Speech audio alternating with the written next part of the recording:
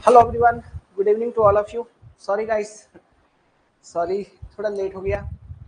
Actually 7:30 से 7 PM से schedule था। Okay, the class was schedule from 7 PM, लेकिन लेट हो गया। ट्रैफिक इतना था ना कि मत पूछिए, घूम घूम के आना पड़ा। ओके, ऑडियो वीडियो क्लियर है? ऑडियो आ रही है आपको क्लियरली? गुड इवनिंग कौशिक भाई, गुड इवनिंग। ऑडियो आ रहा है आपको? वॉइस आ रही है क्लियरली?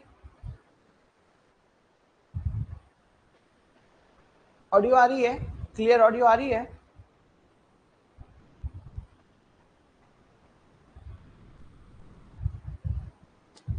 ओके, ठीक है। So let's start. Let's start the session then. चलिए, और भी जो भाई बहन है सब लोग आ जाओ। सो लेट्स स्टार्ट द टॉपिक। देखिए,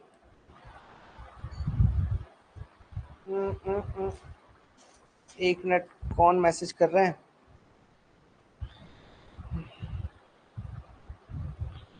अरे, क्लास ज्वाइन नहीं हो पा रहे हैं। वो तो ऐप डाउनलोड करोगे, ऐप फिर ज्वाइन करोगे ना। एक बार मैं शेयर कर देता हूँ।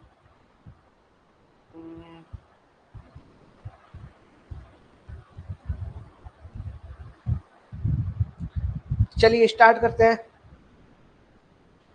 देखिए,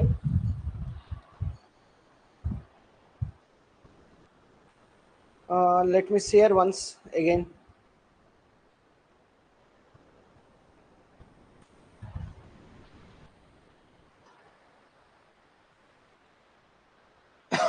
तो फिजिकल कैरेक्टरिस्टिक्स कंप्लीट हो गया है ना।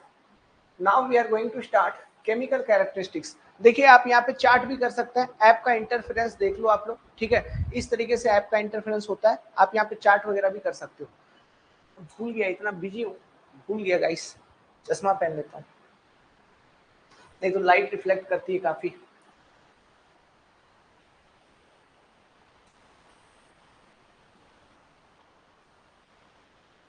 सुबह का जो क्लास लिया था आप लोगों ने देख लिया? कोई डाउट नहीं, कुछ नहीं, आगे बढ़े। सो let's start it. So chemical parameter of water, ठीक है? जो ड्रिंकिंग वाटर है उसके केमिकल पैरामीटर को हम लोग स्टडी करेंगे। ओके, तो केमिकल पैरामीटर के अंदर क्या क्या हमको पढ़ना है? सबसे पहले इस चीज को आप देख लो, what we have to study in chemical parameter of water. Dissolve solid के बारे में हम पढ़ेंगे। डिजॉल्व सॉलिड, इसका आइडिया आपको है थोड़ा सा। पीएच ऑफ वाटर के बारे में पढ़ेंगे। ये दो टॉपिक आज ही कंप्लीट करेंगे इस पर्टिकुलर सेशन के अंदर। फिर इसके बाद क्या है? Alkalinity, hardness, chloride content, nitrogen content, phosphorus, fluoride, metals, ये सारा दिख रहा है। मतलब कहीं ना कहीं केमिस्ट्री है ना, केमिस्ट्री से रिलेटेड बहुत सारा टॉपिक, बहुत सारा चीज यहाँ पे आ रहा है रिलेटेड टू केमिस्ट्री। तो ये सब टॉपिक के ऊपर, इन टॉपिक के ऊपर आगे बढ़ने से पहले कुछ बेसिक केमिस्ट्री के जो +2 साइंस वगैरह में आप लोग पढ़े होंगे, है ना, उसके कॉन्सेप्ट्स को हम लोग डिस्कस करेंगे। उसके बाद इन सब टॉपिक को पढ़ेंगे। ओके, लेकिन ये जो दो टॉपिक है, डिसॉल्व सॉलिड और पीएच, इसको समझने के लिए बेसिक केमिस्ट्री के कॉन्सेप्ट्स को अंडरस्टैंड करना जरूरी नहीं है। You can directly understand. Okay, so let's start. ये देखो, ये एक याद रखना, ये एक डेटा मैंने यहाँ पे दिया है। जो वाटर होता है ना, ठीक है, H2O, वाटर को हम क्या बोलते हैं? H2O। तो इस तरीके से ये जो बॉन्ड होते हैं, इनका जो लेंथ होता है, ठीक है, ये जो बॉन्ड होता है इनका लेंथ कितना होता है? 95.85 picometer. This is the length of what? Length of bond, ठीक है, 95.84 पिकोमीटर। और ये जो दो बॉन्ड है पैर जैसे हैं, तो जो एंगल ऑफ स्प्रेड है, the angle of spread is around 104.45 degree. Okay, voice थोड़ा कम आ रहा है, वॉइस कम आ रहा है। Okay, just a minute. ठीक है, अब देखिए, अब आ रही है? सही आ रही है वॉइस? ये माइक को वॉइस क्यों कम आ रहा है? Okay, hello hello. अच्छा, ठीक है ठीक है ठीक है, मैं समझ गया वॉइस क्यों कम आ रहा है।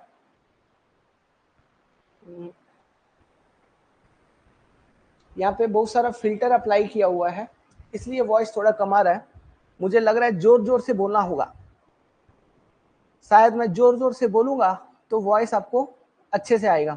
ठीक है, जस्ट ए मिनट। ये फिल्टर को मैं नहीं तो रिमूव कर देता हूँ। फिल्टर्स,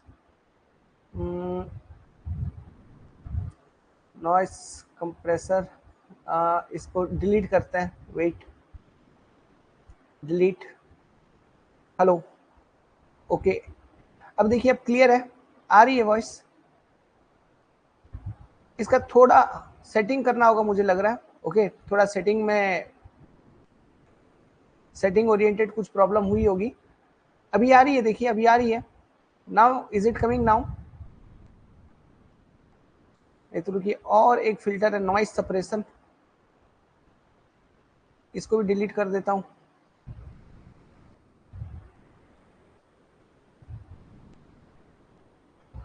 नाउ चेक, अभी देखिए अभी आ रही है वॉइस, ठीक से आ रही है। जस्ट मिनट, इसको सेट, एक minute. Hello hello hello, okay, hello hello hello hello,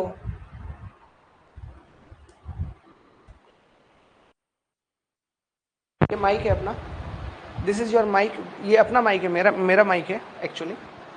एक मिनट, एक बार अभी अभी बताइएगा, मुझे भी इसका टेक्नोलॉजी नहीं मालूम उतना, अभी चेक करता हूँ। अब आ रही है क्या? हेलो, अब आ रही है वॉइस, आ रही है अब? ठीक, ठीक है। अब थोड़ा बड़ा होगा, अब थोड़ा सा बड़ा होगा। नाउ ओके, ठीक है, नाउ ओके, ओके, ठीक है, ठीक है। नहीं, इसका मैं सेटिंग कर लूंगा, okay, I will do this setting. शायद कोई ऐसा कुछ प्रॉब्लम नहीं था, अभी शायद कुछ इशू में भी एराइज हो गई होगी, ठीक है।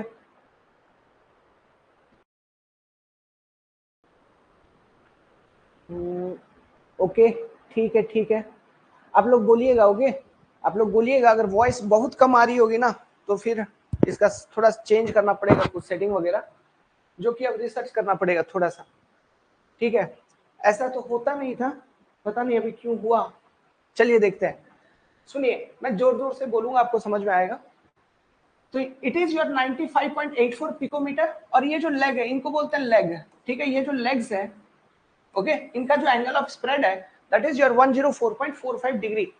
तो ये ध्यान रखेंगे, मे भी पूछा जा सकता है, तो इसलिए मैंने, ओके, इस एटम का आपको डायग्राम दे दिया। अब देखिए, पिकोमीटर मतलब क्या होता है? 10⁻⁻12 metre means picometre, nanometre means 10⁻⁹ metre means nanometre, micrometre means 10⁻⁶ metre means micrometre, okay. उसके बाद millimetre means 10⁻³ metre means 1 millimetre, 1 mm। Clear है? It is your 1 mm।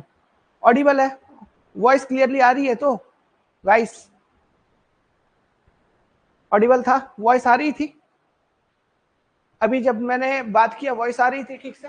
ठीक है, मैं इसका सेटिंग देख लूंगा, और कल से और प्रॉब्लम नहीं होगी। डिजॉल्व सॉलिड और पीएच, इसके बारे में स्टडी करेंगे। सो लेट्स स्टार्ट। सबसे पहला डिजॉल्व सॉलिड। जो डिजॉल्व सॉलिड होता है, जो डिजॉल्व सॉलिड होता है, इसको हम कैसे निकालते थे? देखिए, जब मैं आपको फिजिकल कैरेक्टरिस्टिक्स में सॉलिड के बारे में समझा रहा था, है ना, जब मैं आपको सॉलिड के बारे में समझा रहा था, तो हमने बोला आप वाटर को लीजिए, वाटर को लेने के बाद आप क्या करिए? फिल्टर पेपर से पास करिए। फिल्टर पेपर से जब पास करवाओगे, ठीक है, तो जो फिल्टर पेपर को पास नहीं कर रहे हैं, दो solid which are not passing the filter paper, और ऐसे भी हो सकते हैं जो कोलाइडल पार्टिकल्स हैं, जो बहुत छोटे छोटे पार्टिकल्स हैं, कोलाइडल टाइप ऑफ पार्टिकल, वो क्या हो सकते हैं? वो फिल्टर पेपर में जाके स्टक हो सकते हैं, फंस जाएंगे, है ना, ये भी हो सकता है, फिल्टर पेपर में जाके स्टक हो जाएंगे, फंस जाएंगे। फिर उसके बाद क्या होगा? फिल्टर पेपर से कुछ अमाउंट ऑफ वाटर पास कर जाएगा। क्लियर है? मान लीजिए, समझिए, थिंक कि this is A filter paper, ये आपका एक फिल्टर पेपर है, इसमें आपके पास 1 लीटर ऑफ सैंपल है, 1 लीटर ऑफ वाटर है, you have 1 litre of water, इतने का वाटर है, ये आपके पास वाटर है। अब आपने क्या किया? इस वाटर को आपने यहाँ पे डाला, फिल्ट्रेशन करने का कोशिश किया, कुछ सॉलिड पास नहीं होंगे, ठीक है, कुछ सॉलिड पास नहीं होंगे। जो सॉलिड पास नहीं हो रहा है, इनको जनरली हम क्या बोल देते हैं? Suspended solid. इनको क्या बोल दिया? सस्पेंडेड सॉलिड,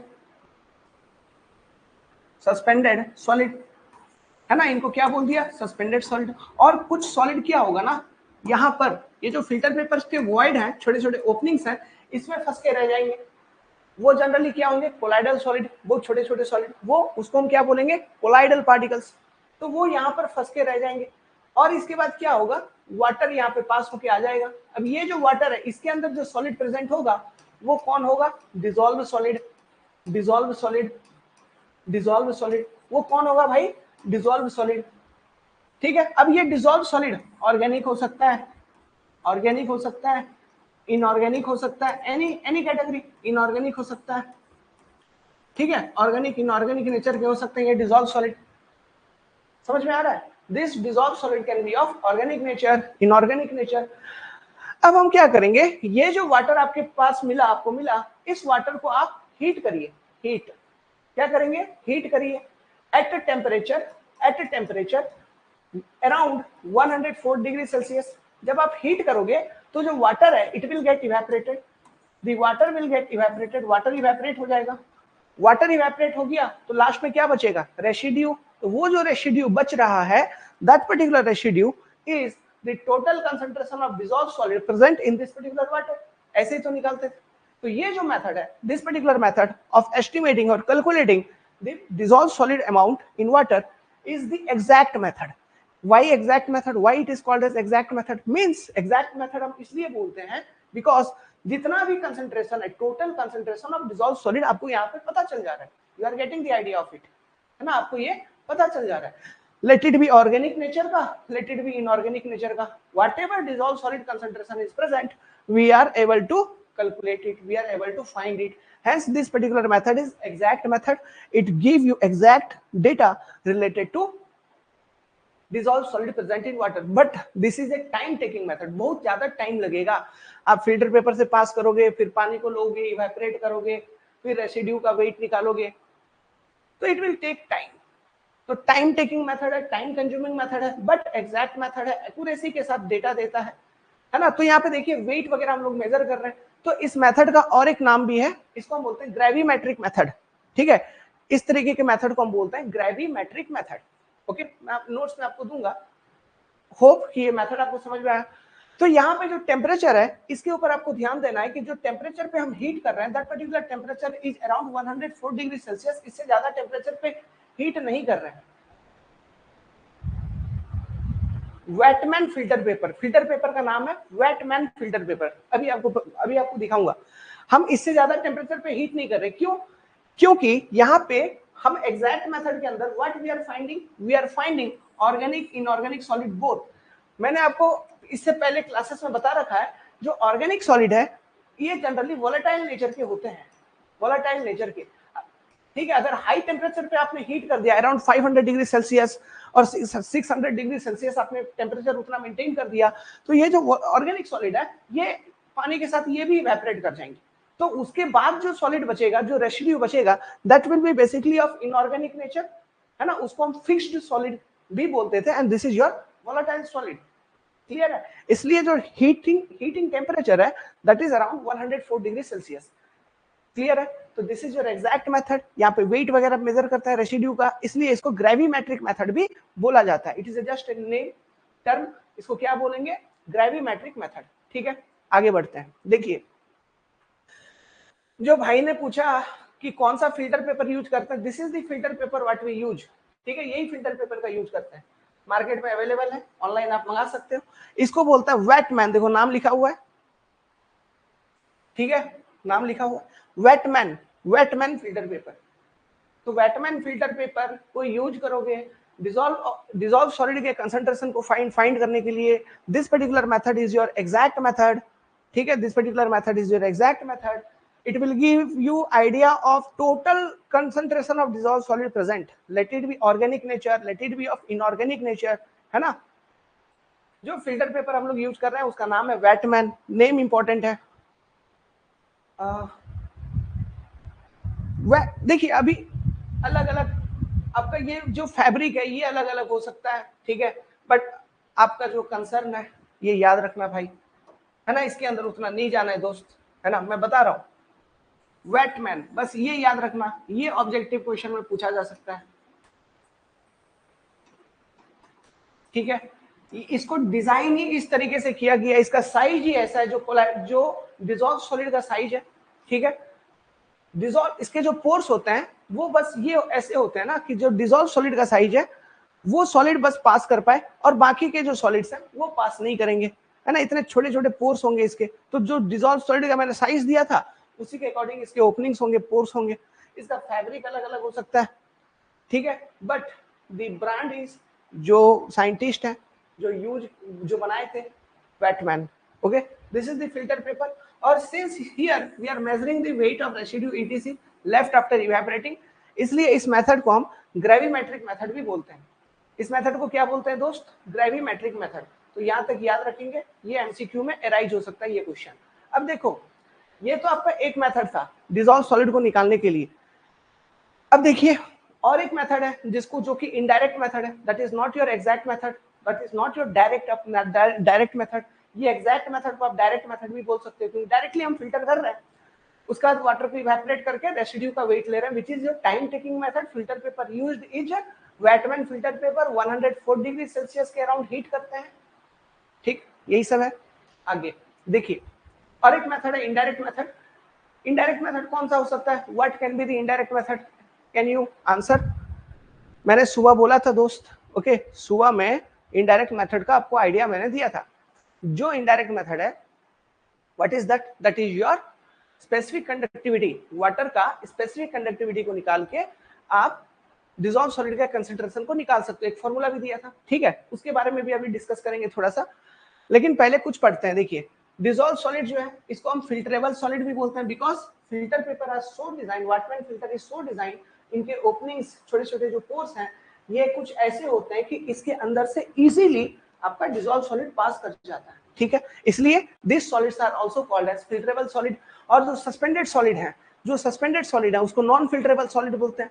सस्पेंडेड सॉलिड के कैटेगरी में जो बड़े बड़े पार्टिकल्स हैं, जो 10 माइक्रोन से बड़े साइज के हैं, वो जल्दी से इमोफ टैंक के अंदर, इमोफ कोन के अंदर सेट कर जाते हैं, इसलिए उसको सेटलेबल सॉलिड बोलते थे। डिटेंशन पीरियड कितना होता था इमोफ कोन का? 2 आवर्स, याद है? चलिए, after passing water sample through filter paper, ठीक, then evaporating the water collected, then by weighing the residue left, we can directly determine ये पूरा प्रोसेस तो अभी समझाया आपको। we can directly determine the total dissolved solid, इसी को हम शॉर्ट फॉर्म में बोलते हैं TDS ऑफ वाटर। इसी को हम शॉर्ट फॉर्म में क्या बोलते हैं guys? TDS of water. Whatman filter paper का यूज किया जाता है ऑब्जेक्टिव क्वेश्चन, ठीक है। Next, this is exact method of computation of total dissolve solid, या फिर direct method of computation of total dissolve solid. Inorganic solid, organic solid, सब का आइडिया ये दे देता है, ठीक है। But it is time taking method, it is a time taking method. ये जो मेथड है इट इज टाइम टेकिंग, समय लेता है ज्यादा। खत्म। नेक्स्ट देखिए, सुबह बताया था स्पेसिफिक कंडक्टिविटी, है ना। देखो, ये डिसॉल्व सॉलिड वगैरह क्या है बेसिकली, व्हाट इज दिस? अगर इसको थोड़ा सा देखोगे, थोड़ा अंदर जाके देखोगे, देखिए, मान लीजिए ये पानी है, पानी का कंटेनर है, वाटर है। वॉइस क्लियर है? तो वॉइस क्लियरली आ रही है तो आप सभी को, ठीक है, ये इंपॉर्टेंट है मेरे लिए, है ना। मैं क्योंकि माइक का, देखो, माइक का सेटिंग वेटिंग मेरे को भी थोड़ा नहीं आता है, मैं अपना टेक्निकल टीम को बोल दूंगा, अभी तुरंत बोलूंगा, क्लास के टाइम पे तो अच्छा नहीं है, अभी एडजस्ट कर लेते हैं, मैं बोल दूंगा, वो सेटिंग बना के दे देंगे मुझे, ओके। अभी फिलहाल चलेगा तो ठीक है। मान लीजिए ये आपका वाटर है, वाटर का कंटेनर है, मान लो इसमें नमक मिला दिए हो, सॉल्ट मिला दिए, सॉल्ट कैसे होते हैं? जैसे sodium chloride, potassium chloride, magnesium sulphate, है ना, क्लोराइड, सल्फेट, नाइट्रेट, इनके जो कंपाउंड्स होते हैं these are basically salts. Salt मिला दिया, या फिर ऑर्गेनिक कंपाउंड जैसे शुगर, ग्लूकोज, ये सब मिला दिया आपने, नहीं बताऊंगा, आ रहा है कौशिक भाई, अभी आ रहा है, वही कॉन्सेप्ट को भी डेवलप करने जा रहा हूँ, okay. I M developing that concept only, मुझे मालूम है। यही सब भी छोटा छोटा लॉजिक एग्जाम में इंपॉर्टेंट तो है, इंटरव्यू के लिए इंपॉर्टेंट है ना, इसलिए वो कॉन्सेप्ट मैं अभी डेवलप कर रहा हूँ, ठीक है। I am developing that, okay. Listen, जैसे NaCl वगैरह मिला दिए, NaCl मिला दिए, KCl मिला दिए, पोटेशियम क्लोराइड मिला दिए, ETC। ये सभी क्या है? सॉल्ट्स हैं, सॉल्ट हैं, इनऑर्गेनिक नेचर के हैं। जैसे ऑर्गेनिक में शुगर वगैरह मिला दिए, ग्लूकोज वगैरह मिला दिए, वो ऑर्गेनिक है। तो वो सभी क्या होंगे? वो डिसॉल्व हो जाएंगे इसमें, वो सभी डिसॉल्व हो जाएंगे, वो सभी क्या होंगे? घुल मिल जाएंगे, डिसॉल्व हो जाएंगे। जब ये डिसॉल्व हो जाएगा ना, when it will gate dissolve, तो यहाँ पे जो कंपाउंड्स है देखिए, इनऑर्गेनिक कंपाउंड्स बहुत सारे होंगे, इनऑर्गेनिक, ठीक है। जो डिसॉल्व सॉलिड है वो इनऑर्गेनिक नेचर का हो सकता है, ऑर्गेनिक नेचर का हो सकता है, ETC, ठीक है। इनऑर्गेनिक ऑर्गेनिक कुछ भी हो सकता है। तो जनरली होता क्या है, अब इनऑर्गेनिक और ऑर्गेनिक में बहुत सारे ऐसे कंपाउंड्स हैं, बहुत सारे क्या, मैक्सिमम टू मैक्सिमम कंपाउंड्स ऐसे हैं जो क्या करते हैं, जैसे ही आप पानी में डालोगे वो घुल मिल जाएगा पानी के साथ, ठीक है, सॉल्युबल फॉर्म में जाएगा, तो ये इट विल गेट डिसएसोसिएटेड। ये क्या होंगे? It will get dissociated, dissociation, association होगा। डिसएसोसिएशन का मतलब क्या है? What do you mean by? Notes लिखने का जरूरत नहीं है, समझते हुए चलिए, नोट्स मैं प्रोवाइड करूंगा आपको। डिसएसोसिएशन का मतलब क्या है? इनके बीच में जो बॉन्ड है वो टूटेंगे, वो आयंस अलग अलग हो जाएंगे, सेपरेट हो जाएंगे, ठीक है। जैसे Na प्लस Cl माइनस, ठीक है, ये एक तरीके का रिवर्सिबल रिएक्शन है, ये बनाएगा कंपाउंड NaCl। समझ में आ रहा है? तो जैसे ये वाटर में मिलाओगे ना आप, ये आयंस अलग अलग हो जाएंगे, सेपरेट आउट हो जाएंगे। तो इस तरीके से बहुत सारे कंपाउंड्स जो होते हैं, जो आप मिलाओगे पानी के अंदर, वो सॉल्युबल होंगे, फिर जो आयंस प्रेजेंट है वो सेपरेट आउट हो जाएंगे। ओके, आप ऐसे समझना। अब देखो, मान लो पानी के अंदर ये आयन सेपरेट हो गए, पॉजिटिव पॉजिटिव, इसी तरीके से जैसे पॉजिटिव आयंस के पोटेशियम के, ठीक है, सोडियम के, पोटेशियम के, मैग्नीशियम के, Mg+2, कैल्शियम के, Ca+2, ETC, magnesium salt, potassium salt, calcium salt, अलग अलग तरीके का कंपाउंड हो सकता है। फिर सल्फेट्स हो सकते हैं, क्लोराइड्स हो सकते हैं, नाइट्रेट हो सकते हैं। तो ये जो पॉजिटिव पॉजिटिव वाले हैं, पॉजिटिव पॉजिटिव वाले, ठीक है, और नेगेटिव नेगेटिव वाले, ये पानी में अलग अलग प्रेजेंट है। ये क्या है? These are your ions, ions, ठीक है, आयंस। अब ये जो आयंस वगैरह है, ये जब पानी में मोबिलाइज होते हैं, मतलब इधर से उधर जा रहे हैं, उधर से उधर जा रहे हैं, due to their mobility only water will show electricity conductivity. Due to their mobility only water will show electric conductivity. समझ रहे हैं? चीजों को समझना। तो इस कॉन्सेप्ट को यूज करके हम क्या करते हैं, देखिए, मोबिलिटी मतलब पानी के अंदर, आप समझो, मैं एक बैकग्राउंड डेवलप कर रहा हूं, उस बैकग्राउंड को समझिए। पानी है, पानी के अंदर आप क्या किए, ये सारे सॉलिड्स आपने मिला दिए, ये सारे सॉलिड्स हैं, ठीक है। अब ये जो सॉलिड्स हैं ये डिसएसोसिएट हो गए, आयोनाइज्ड फॉर्म में प्रेजेंट है वाटर के अंदर, ठीक है, डिसॉल्व स्टेट में आयोनाइज्ड फॉर्म में प्रेजेंट है पानी के अंदर। अब क्या करो, इलेक्ट्रोड लेके आओ, कोई इलेक्ट्रोड, जैसे कैथोड होता है, कैथोड एनोड, है ना, कैथोड एनोड, ये क्या है? कैथोड पॉजिटिव, मतलब पॉजिटिव इलेक्ट्रोड होता है, एनोड क्या होता है? नेगेटिव इलेक्ट्रोड होता है। जब आप इन इलेक्ट्रोड्स को पानी के अंदर डालोगे, मतलब कोई पॉजिटिव मेटल का बना हुआ, तो इससे क्या होगा? अट्रैक्ट होगा, नेगेटिव चार्ज पार्टिकल्स इस इलेक्ट्रोड के पास आने लगेंगे, एनोड के पास पॉजिटिव चार्ज पार्टिकल्स जाने लगेंगे। जब आने लगेंगे, जाने लगेंगे, कौन? ये जो आयंस हैं, ये पानी के अंदर मोबिलाइज हो रहे हैं towards the cathode and anode. तो ये जो मोबिलाइजेशन हो रहा है, due to this only it will show specific conductivity. यही तो इलेक्ट्रिसिटी है, mobility of electrons, flow of electrons. This is only electricity called in terms of physics. समझ में आ रहा है? ओके, तो यही चीज है।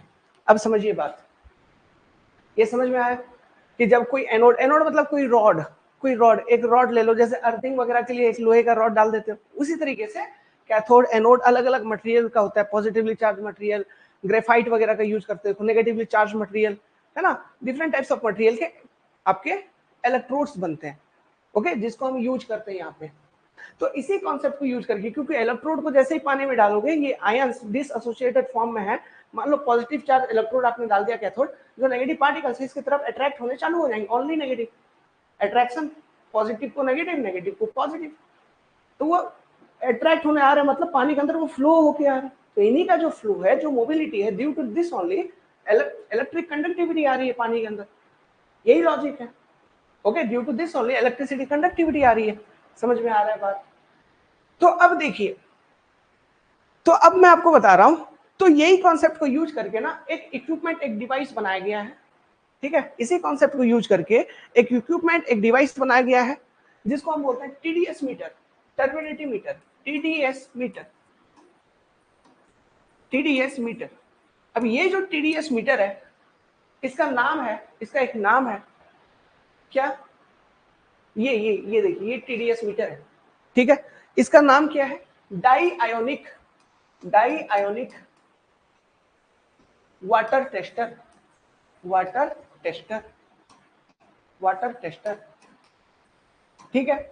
इसमें दो अलग अलग कैथोड होते हैं, यहाँ पे जो मतलब सॉरी, दो अलग अलग ये इलेक्ट्रोड होते हैं, एक पॉजिटिव भी होता है, नेगेटिव भी होता है।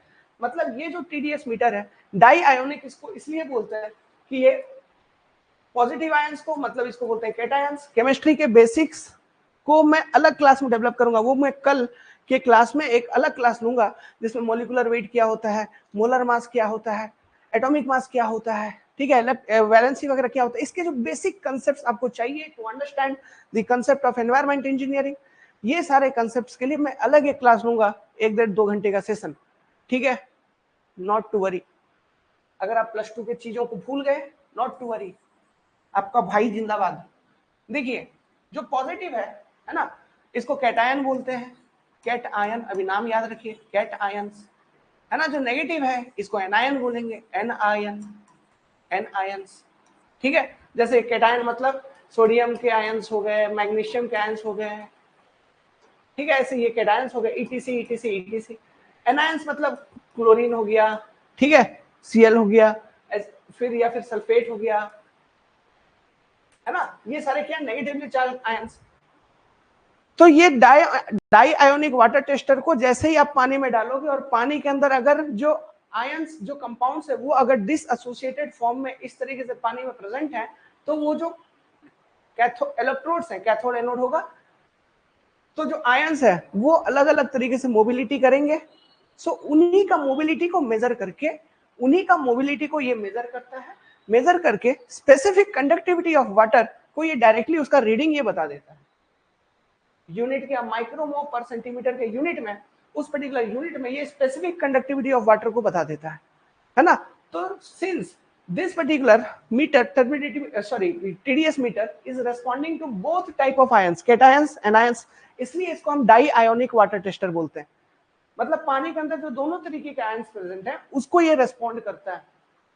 मतलब इसमें कैथोड एनोड दोनों होगा, है ना। कैथोड के पास आपका एनायंस चले जाएंगे और एनोड के पास कैटायंस चले जाएंगे, इस तरीके से मोबिलिटी होगा आयंस का। तो डिपेंडिंग ऑन दिस मोबिलिटी, यही जो मोबिलिटी है, यही तो इलेक्ट्रिसिटी, इसी को ये मेजर करता है और इसी को हम कहते हैं स्पेसिफिक कंडक्टिविटी। इसी को क्या बोलते हैं, specific conductivity means in simple terms अगर मैं डिफाइन करूं, ability of water to conduct the electricity is specific conductance और स्पेसिफिक कंडक्टिविटी, जिसको हम डाई आयोनिक वाटर टेस्टर, एक छोटा सा इक्विपमेंट है, इसको यूज करके मेजर कर सकते हैं, ठीक है। इसको यूज करके मेजर कर सकते हैं। ये जो इक्विपमेंट है ये बहुत सस्ता है, वेरी चीप, है ना। 1700 2000 तक में ये इक्विपमेंट आपको मिल जाएगा मार्केट के अंदर, ध्यान रखना, है ना। ये इक्विपमेंट सस्ता होता है। अब देखिए, सुनिए, लेकिन इसका एक प्रॉब्लम है। प्रॉब्लम क्या है, अभी जो डिसॉल्व सॉलिड है पानी के अंदर, वो अलग अलग कैटेगरी के हो सकते हैं, अलग अलग नेचर के हो सकते हैं। जैसे मैंने बोला, इनऑर्गेनिक नेचर का हो सकता है, ऑर्गेनिक नेचर का हो सकता है आपका डिसॉल्व सॉलिड। तो इसमें से कुछ सॉलिड ऐसे भी प्रेजेंट होते हैं, लिसन, कुछ सॉलिड ऐसे भी प्रेजेंट होते हैं कि जब आप पानी के अंदर उन सॉलिड को मिलाओगे ना, they will not gate dissociate. जैसे अल्कोहल, एग्जांपल क्या है, अल्कोहल, शराब, उसके जो पार्टिकल्स होते हैं, उसके जो मॉलिक्यूल्स होते हैं, जो भी मॉलिक्यूल केमिकल फार्मूला होगा, है ना, एल्डिहाइड वगैरह, अल्कोहल वगैरह, ठीक है, फेनॉल वगैरह, ये भी ऑर्गेनिक कंपाउंड्स है, कुछ कंपाउंड्स है। लेकिन जब इसको हम पानी के अंदर मिलाएंगे ना, इनके जो मॉलिक्यूल्स हैं, ठीक है, वो डिसएसोसिएट नहीं करेंगे। अगर ये डिसएसोसिएट नहीं करेंगे, मतलब पॉजिटिव आयंस और नेगेटिव आयंस में ब्रेक डाउन नहीं हो रहा है इनका।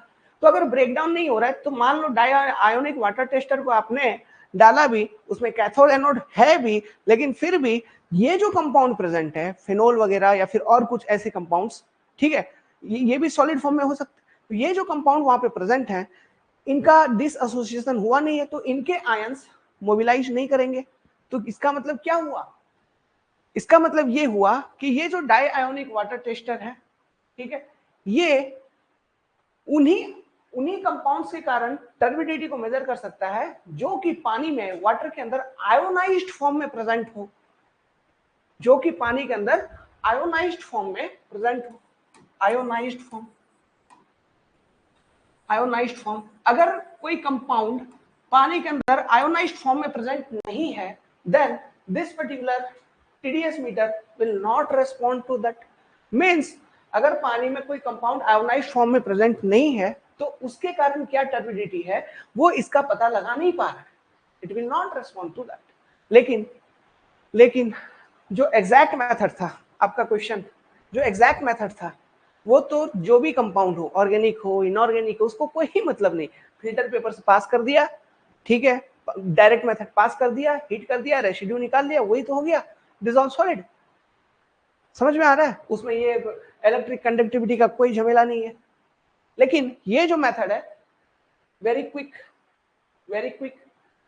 है ना, बहुत क्विक है। और जनरली, ठीक है, आपको अगर क्विक कोई एस्टिमेट चाहिए, क्विक कोई डेटा चाहिए टीडीएस का, तो हम जनरली इसी मेथड को यूज करते हैं, है ना। Based on electric conductivity we determine the TDS value of water. आप देखोगे कोई भी तुरंत एकदम लैब में भी चेक कर लेता है। क्यों?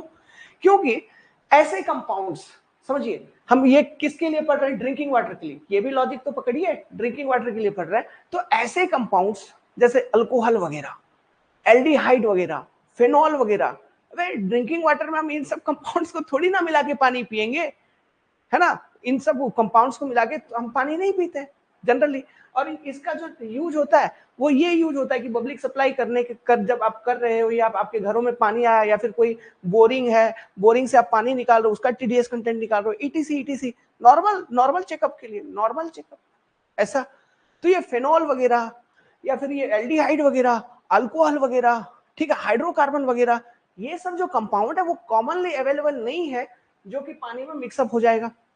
इसलिए अप्रोक्सीमेटली अगर आप देखोगे ड्रिंकिंग वाटर के लिए, फॉर ड्रिंकिंग वाटर मतलब, या फिर नॉर्मल वाटर जो वाटर है उसके लिए, अगर आप निकालोगे data by using filter paper and by using this particular TDS meter, तो अप्रोक्सीमेट सेम ही डेटा आपको निकलता है, ठीक है। लेकिन याद रखना, ये जो वाटर है, मतलब ये जो टीडीएस मीटर है, ये इन रियलिटी ऐसे आयंस को ही, ऐसे कंपाउंड्स को ही, ऐसे कंपाउंड्स के कारण ही टर्बिडिटी को मेजर करेगा, मतलब ऐसे कंपाउंड्स के कारण ही इलेक्ट्रिक कंडक्टिविटी को मेजर करेगा जो कि डिसएसोसिएटेड फॉर्म में है।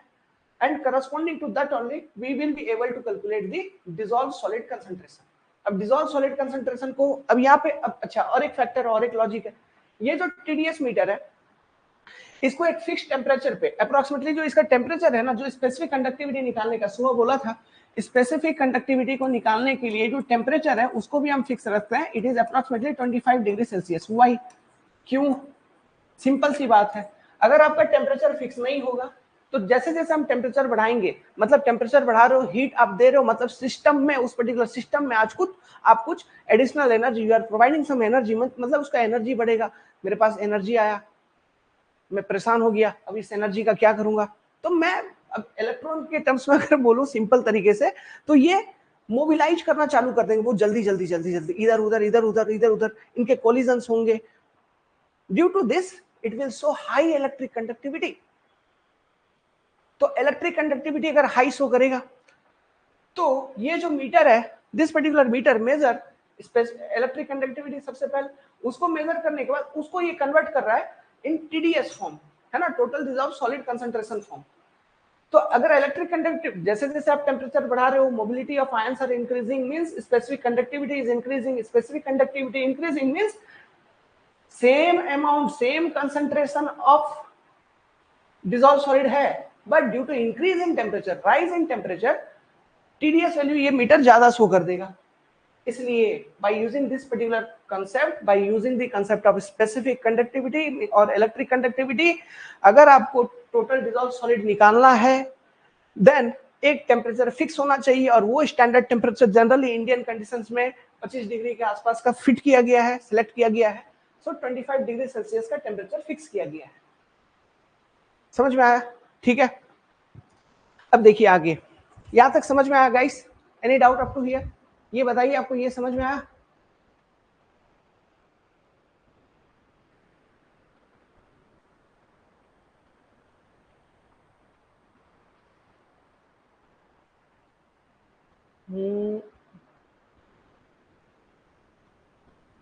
हाय,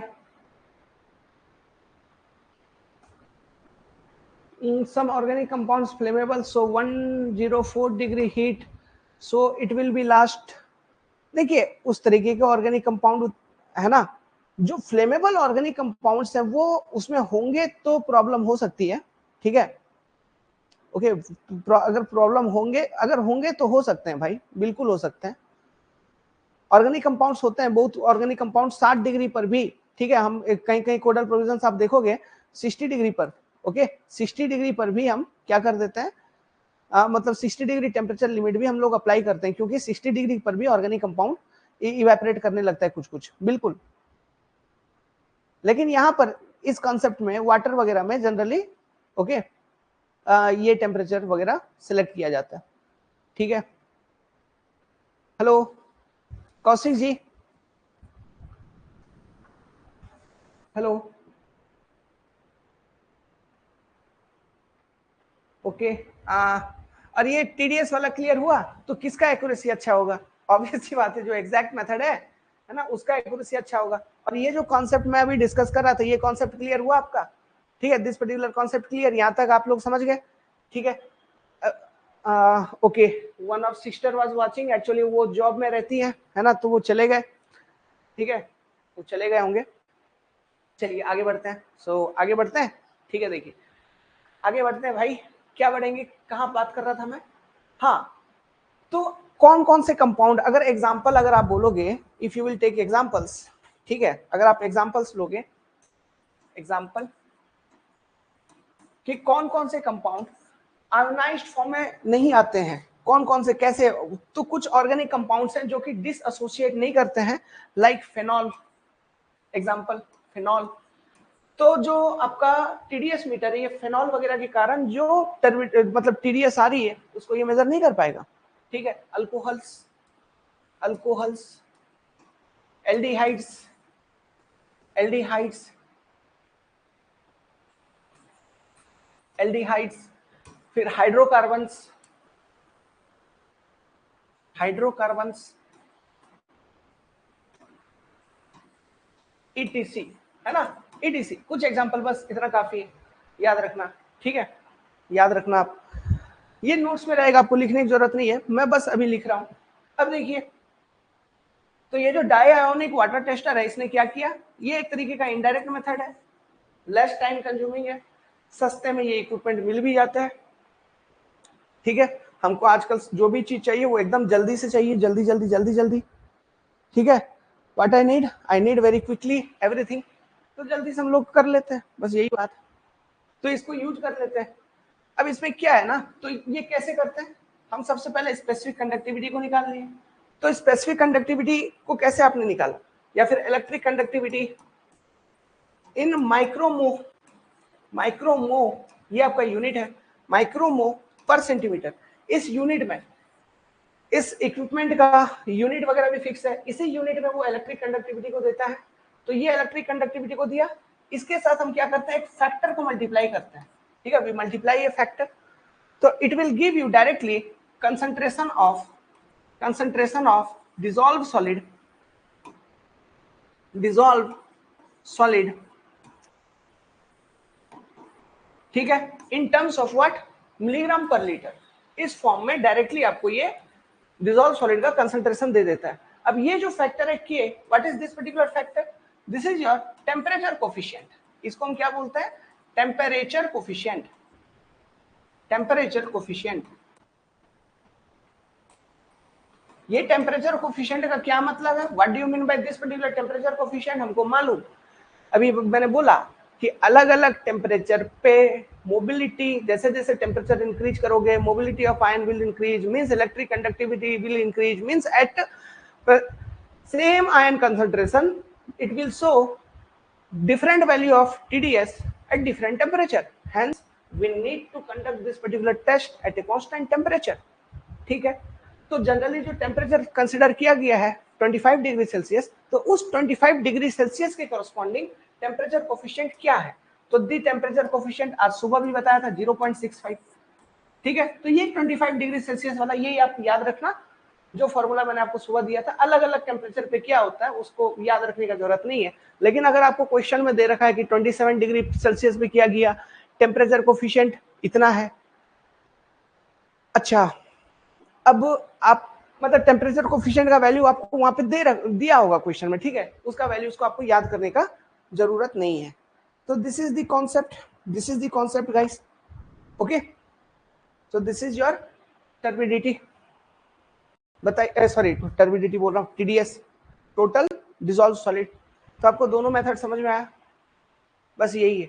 ठीक है, तो यहाँ से जो जो क्वेश्चन, वो एक क्वेश्चन पूछा जा सकता है, ठीक है, जो आपने पूछा था अभी एक्यूरेसी वाला, ठीक है, और ये डिटेल इसका वर्किंग कि ये जो टीडीएस मीटर है ये किस चीज को रेस्पॉन्ड करता है, ये एक लॉजिक बहुत लोग नहीं जानते, बस याद कर लेते हैं, तो ये लॉजिक भी इंपॉर्टेंट था. क्लियर है? तो ऑब्वियसली इसका एक्यूरेसी कम होगा as compare to what, as compare to your exact method. अब कुछ नोट, ये जो इलेक्ट्रिक कंडक्टिविटी है या फिर स्पेसिफिक कंडक्टिविटी ऑफ वाटर है, इसी को हम आयोनिक स्ट्रेंथ ऑफ वाटर भी बोलते हैं. इसका और भी कुछ नाम होगा, स्पेसिफिक कंडक्टिविटी, इलेक्ट्रिक कंडक्टिविटी या स्पेसिफिक कंडक्टेंस, है ना, ऐसे सब जितने भी टर्म्स आप देख रहे हो लगभग सब कुछ सिमिलर है. इसको हम आयोनिक स्ट्रेंथ ऑफ वाटर भी बोलते हैं. और ये जो मेथड है ना, ये जो मेथड है जिसमें क्या है, कैथोड के पास आयंस चले जा रहे हैं, एनोड के पास आयंस चले जा रहे हैं, तो ये जो एक ओवरऑल केमिस्ट्री का मेथड है. ठीक है, ओके. इस मेथड को एक साइंटिस्ट ने डेवलप किया था, उस साइंटिस्ट का नाम क्या है छोड़ दीजिए. तो ये जो मेथड है इसको हम बोलते हैं stone bridge method. This particular method is also called as stone bridge method. So हम ये क्या है, ये जो अभी हम लोगों ने देखा, what is this particular, it is your equipment और डिवाइस. इसका नाम है डायआयोनिक वाटर टेस्टर, लेकिन ये जो मेथड, ये जो बेस्ड है, ये जिस मेथड के ऊपर, जिस प्रिंसिपल के ऊपर काम करता है, that is your stone bridge method. ठीक है, तो वो नाम याद रखेंगे. हर छोटा बड़ा डिटेल मैं आपको दूंगा, कहीं से भी घुस के वो क्वेश्चन पूछे आप आंसर कर पाओ. Note, ability of water to conduct electricity is known as specific conductance.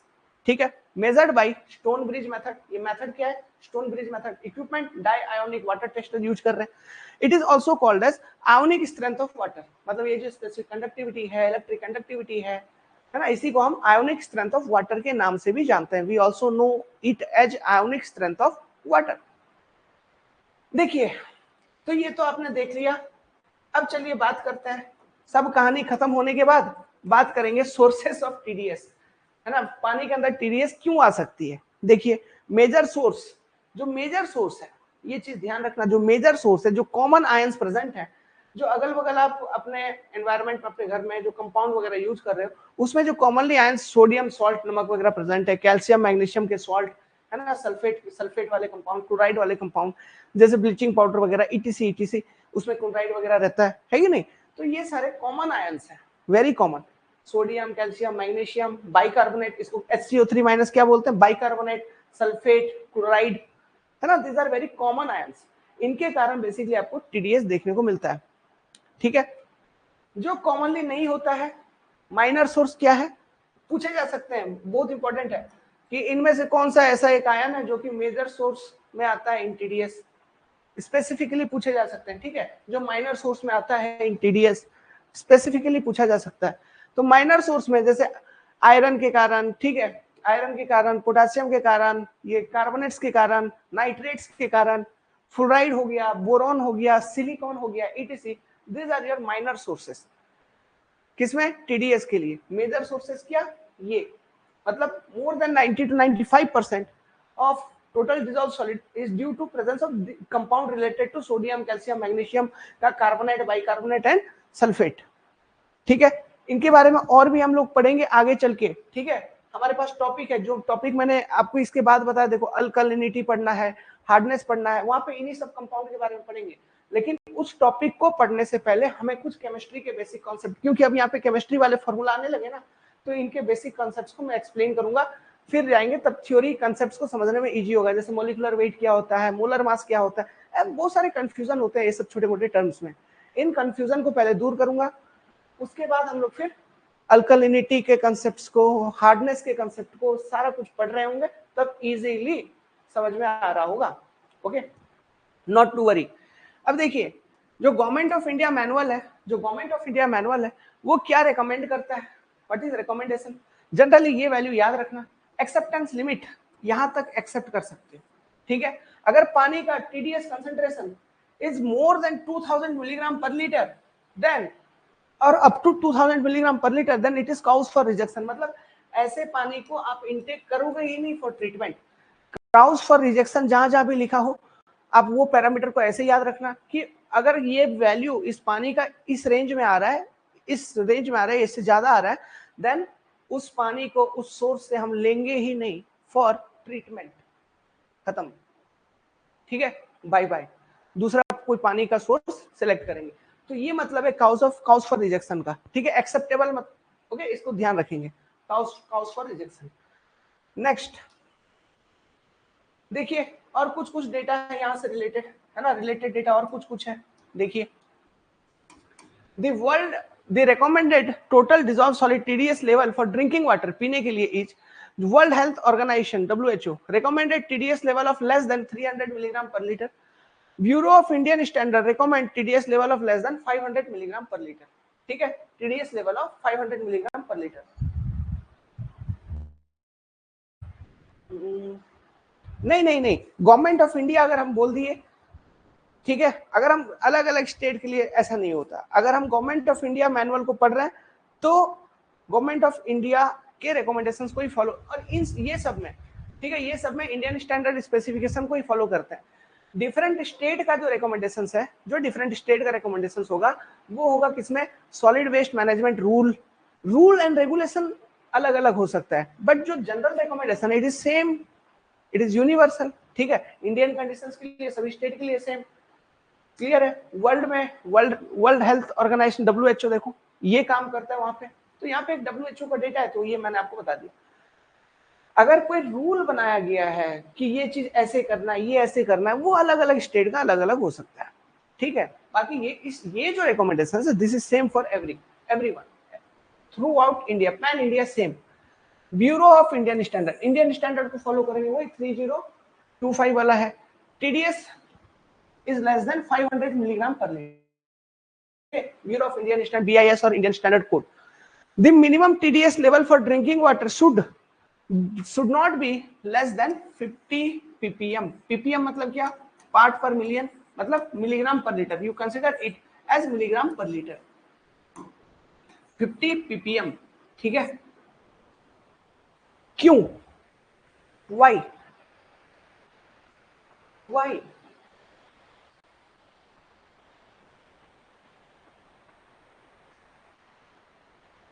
The minimum TDS level for drinking water, मतलब इससे कम नहीं होना चाहिए।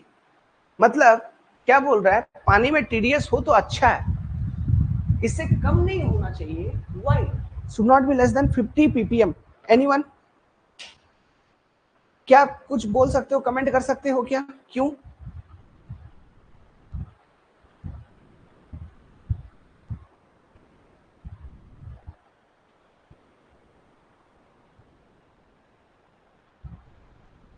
एनीवन?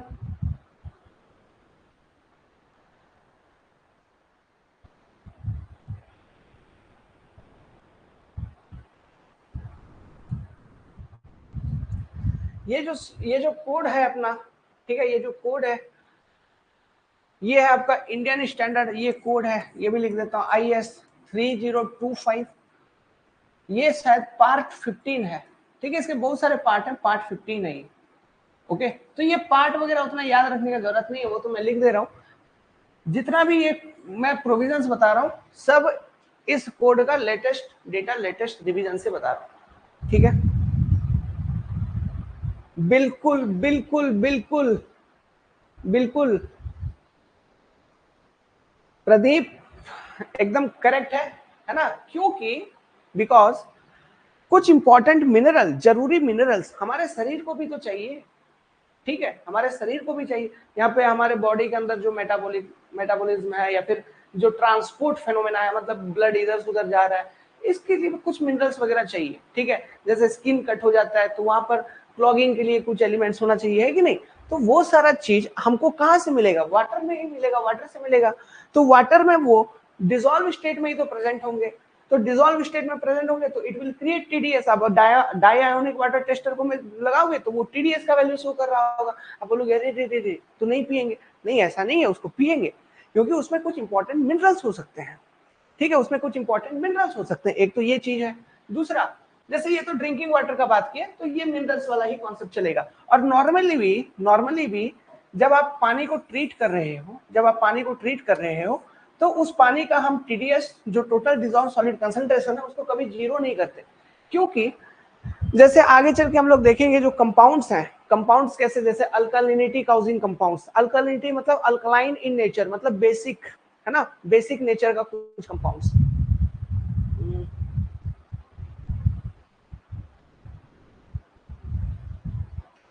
अरे वो बैन नहीं कर रहे यार, पैसा दे दिए होंगे, ठीक है, उनका उनका अलग अलग अपना कॉन्सेप्ट है, वो मार्केटिंग कॉन्सेप्ट है, मार्केटिंग कॉन्सेप्ट है। ठीक है, जो परफेक्ट चीज है, जो एग्जैक्ट चीज है, आपको ये मालूम होना चाहिए कि टीडीएस इससे कम नहीं होना चाहिए। ठीक है, इसके आसपास हो, इससे ज्यादा ही हो, और होता ही है। अब पीते हैं लोग, पीते हैं, उनको क्या करोगे? क्या कुछ नहीं बोल सकते। ठीक है, तो बिस्लरी में लिखा है क्या ऐसा? एक मिनट चेक कर लेता हूँ। Bisleri, Bisleri water TDS value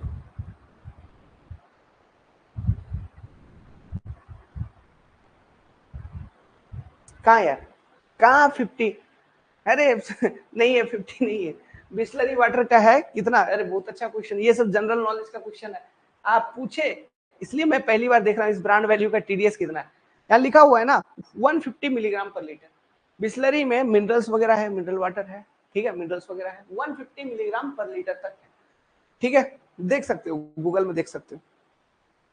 ठीक है, 150 मिलीग्राम पर लीटर तक बिस्लरी वाले ये कमेंट कर रहे हैं, उनका जो है टीडीएस 150 mg पर लीटर का है, 150।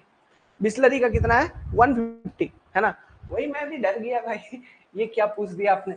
नहीं है यार, ओके, अगर हुआ होगा तो समझना कोई ऐसा कर रहा है तो करप्शन है, बेकार है वो। ठीक है, 150 मिलीग्राम पर लीटर तक है बिस्लरी का। और देखिए, और क्या, नॉर्मली भी हम टीडीएस को ना जीरो नहीं करते। उसका रीजन क्या है? जैसे अल्कलिनिटी काउजिंग कंपाउंड या फिर हार्डनेस काउजिंग कंपाउंड जब हम पढ़ेंगे तो वहां पे देखोगे एसिड रेन वगैरह होता है यार। एसिड रेन वगैरह होता है कि नहीं होता है? एसिड रेन वगैरह होता है।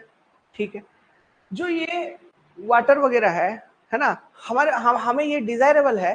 ओके, मान लो कोई पानी, जैसे कोई आपका घर गंदा हो रहा है, घर गंदा हो रहा है, ठीक है, तो आप घर को कभी कभी साफ करते हो, पानी वगैरह मार के साफ करते हो।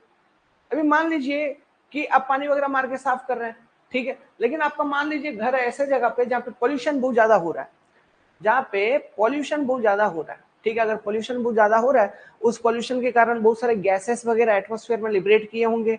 वो गैसेस वाटर मॉलिक्यूल के साथ कंबाइन होकर एसिडिक फॉर्म में, जैसे नाइट्रिक एसिड, कार्बोनिक एसिड, ये सारे एसिड जनरेट हो सकते हैं पानी के अंदर ही, है ना? हाँ, जो भी स्ट्रेंथ हो उसका, वो एसिड जनरेट होंगे, और वो एसिड कहाँ आएंगे? सीधा सीधा सीधा सीधा आपके स्ट्रक्चर के ऊपर, कार के सरफेस के ऊपर, ईटीसी एक्सेट्रा हर जगह गिरेंगे। अब एसिड गिरेगा तो एसिड का नेचर होता है कोरोसिव, मतलब ये मटेरियल का इरोजन करता है, पेंट वगैरह को खराब कर देगा, etc etc etc, it will start doing. Acid rain के बारे में पढ़ेंगे, थोड़ा डिटेल पढ़ेंगे, उसके इफेक्ट्स वगैरह पढ़ेंगे। तो जो पानी है, जो डोमेस्टिक सप्लाई के लिए जो पानी प्रोवाइड किया जाता है, मैं आगे चल के बताऊंगा, ये सारा पॉइंट्स भी लिखवाऊंगा।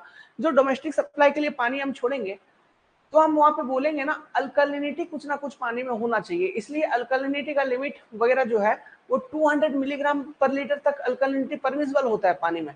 मतलब अल्कलिनिटी काउजिंग कंपाउंड मतलब बेसिक कंपाउंड्स। क्यों?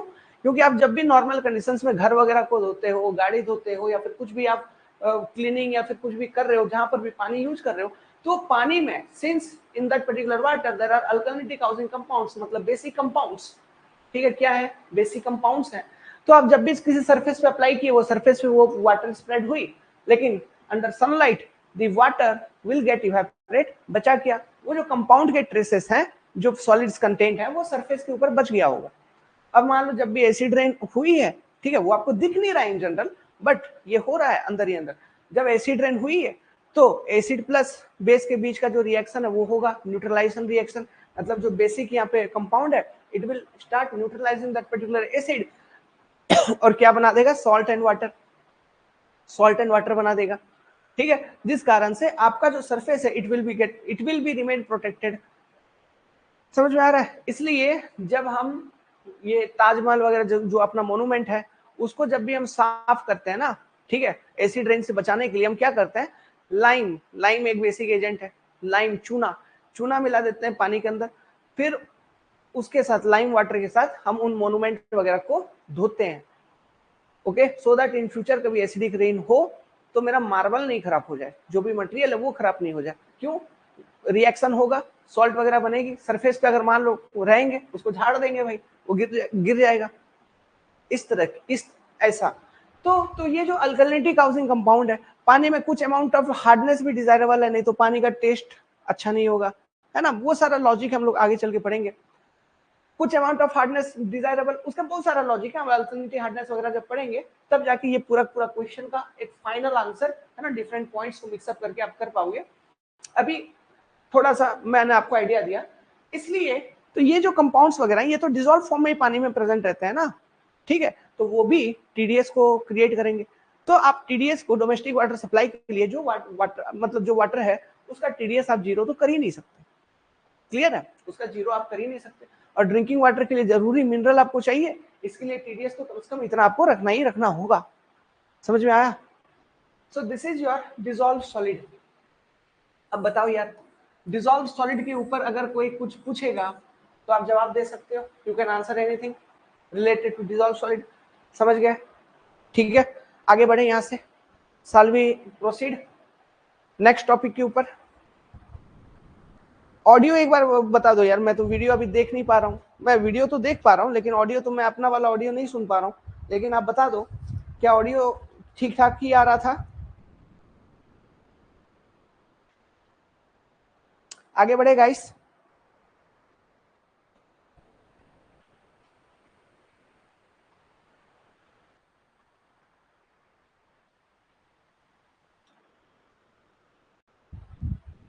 ठीक है, क्लियर आ रहा है, आगे बढ़ते हैं।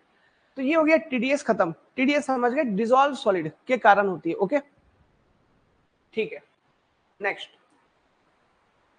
पीएच ऑफ वाटर, ये भी आपका इंपॉर्टेंट केमिकल कैरेक्टरिस्टिक्स है, और पीएच ऑफ वाटर से एक क्वेश्चन देखो पिछला एग्जाम में आ रखा है, ठीक है, मैंने करवाया था सॉल्यूशन उसका।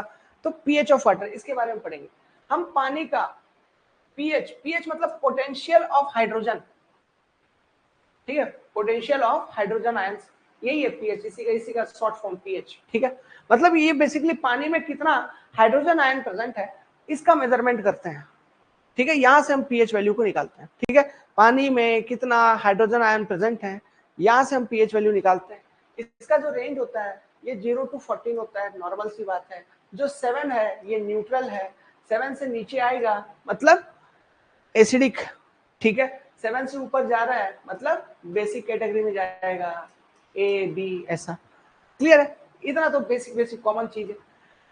मैं कुछ अलग बताऊंगा इसमें, देखो,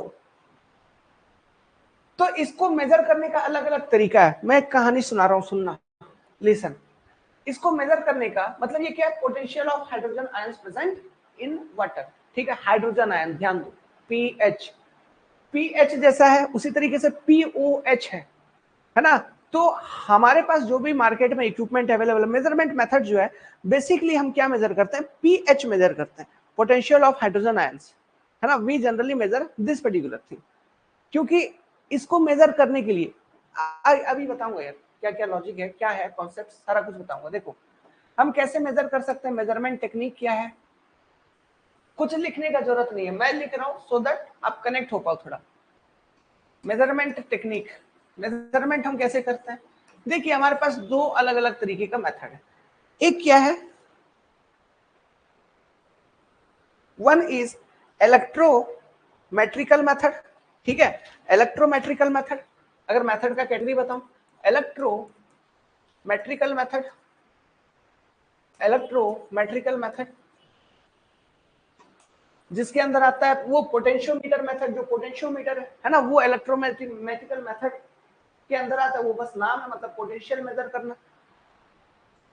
मतलब बेसिकली हम इसमें क्या करते हैं, जैसे पीएच मीटर का यूज करते हैं। What we use? PH meter. PH meter का यूज करते हैं।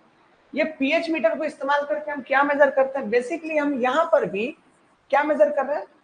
ये जो पीएच मीटर है ये भी बेसिकली क्या मेजर कर रहा है? आपको concentration of H plus ions को ही मेजर कर रहा है। H plus ions in water, इसी को ये मेजर कर रहा है। ठीक है, H प्लस आयंस का ही कंसंट्रेशन को मेजर कर रहा है। ये H प्लस आयंस का कंसंट्रेशन को कैसे मेजर किया? अभी थोड़ा देर पहले turbidity meter, sorry TDS meter जब मैंने आपको बताया था, वहां पे मैंने बताया था इलेक्ट्रोड्स का यूज करते हैं।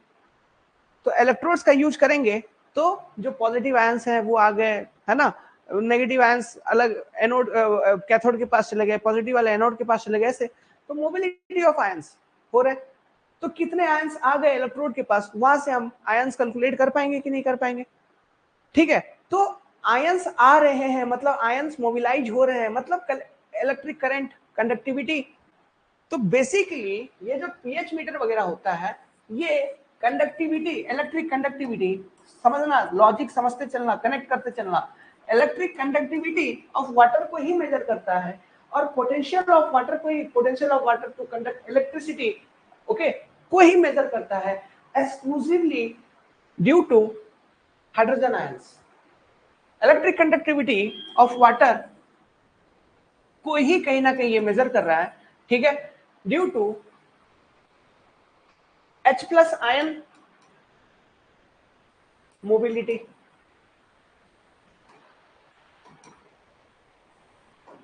इसके लिए ठीक है, तो हम क्या, ये जो पीएच मीटर वगैरह होगा इसमें क्या होगा? एक इलेक्ट्रोड होगा। तो ये एक स्पेशल टाइप ऑफ इलेक्ट्रोड होगा। देखो टीडीएस मीटर में जो इलेक्ट्रोड वगैरह हम लोग यूज करते हैं वो कोई नॉर्मल इलेक्ट्रोड है, नॉर्मल मटेरियल का, जिसका कोई पॉजिटिव चार्ज है या फिर किसी का ओवरऑल का नेगेटिव चार्ज है, नॉर्मल कोई इलेक्ट्रोड यूज कर लिया। लेकिन इसका इलेक्ट्रोड स्पेसिफिक होना चाहिए। जो पीएच मीटर है जिसको यूज करके आप पीएच ऑफ वाटर निकालोगे, इसका इलेक्ट्रोड स्पेसिफिक होना चाहिए। क्यों? ये इलेक्ट्रोड ऐसा होना चाहिए जो कि सिर्फ और सिर्फ हाइड्रोजन आयंस को ही अपनी तरफ बुलाए, सो दैट उसके कारण जो इलेक्ट्रिसिटी जनरेट हो रही है, स्पेसिफिक कंडक्टिविटी हो रही है पानी में, उसका ये एस्टिमेट लगा पाए। और उसका एस्टिमेट लगा लेगा तो वहां से ये रिलेट किसको करेगा? हाइड्रोजन आयन के कंसंट्रेशन को। और हाइड्रोजन आयन के concentration once you get, then by using the formulas we can easily determine pH of the water, we can easily determine pH of the water। समझ में आ रहा है? तो यहाँ पर special type of electrode use किया जाता है, और उस इलेक्ट्रोड का नाम क्या है? उस इलेक्ट्रोड का नाम, जो हम लोग यहाँ पे जो इलेक्ट्रोड यूज करते हैं वो इलेक्ट्रोड होती है कैलोमेल इलेक्ट्रोड। जो पीएच मीटर है इसमें जो इलेक्ट्रोड यूज करते हैं वो इलेक्ट्रोड है कैलोमेल इलेक्ट्रोड। अब ये जो इलेक्ट्रोड है कैलोमेल मटेरियल है ना, ये बहुत महंगा, वेरी कॉस्टली, वेरी कॉस्टली। ठीक है, आप देखोगे गूगल पे भी, आप इंटरनेट पे सर्च करो, है ना, ये कैलोमेल मेटल इलेक्ट्रोड, ये 10-12 हजार 15 हजार के आते हैं। अच्छा वाला लोगे तो 30 हजार 40 हजार तक भी हो सकता है, उतना कॉस्टली है। लेकिन एट द सेम टाइम जो टीडीएस मीटर है जिसमें नॉर्मल इलेक्ट्रोड लगा हुआ, उसका देखो 1500-1600 में मिल गया। कितना प्राइस डिफरेंस आ गया, समझ में आ रहा है? यहाँ पे एक स्पेशल टाइप का इलेक्ट्रोड हम यूज करते हैं जो कि बस हाइड्रोजन आयंस को अपने अपने पास अट्रैक्ट करेगा, जिस कारण से हाइड्रोजन आयन के कंसंट्रेशन को मेजर कर लेंगे कहीं ना कहीं, और हाइड्रोजन आयन का कंसंट्रेशन हमको पता चल गया तो वहां से हम रिलेट कर लेंगे, पीएच निकाल लेंगे। तो ये एक टेक्निक है पीएच मीटर। ठीक है, जो लैबोरेटरी टेक्निक है, लैब में यूज करते हैं। पीएच मीटर का फोटो दिखाऊं तो ऐसा कुछ दिखेगा आपका पीएच मीटर। देखो ये आपका कुछ पीएच मीटर है, यहाँ पे देख रहे हो, है ना, this is A digital meter. यहाँ पे इलेक्ट्रोड है, ये कैलोमेल मेटल का इलेक्ट्रोड है, देखिए। ठीक है, आपको जिस पानी का भी पीएच मेजर करना है उसमें आपने जस्ट इस इलेक्ट्रोड को डिप कर दिया, डुबा दिया, ये डिजिटली आपका पीएच का रीडिंग दे दे रहा है। ओके,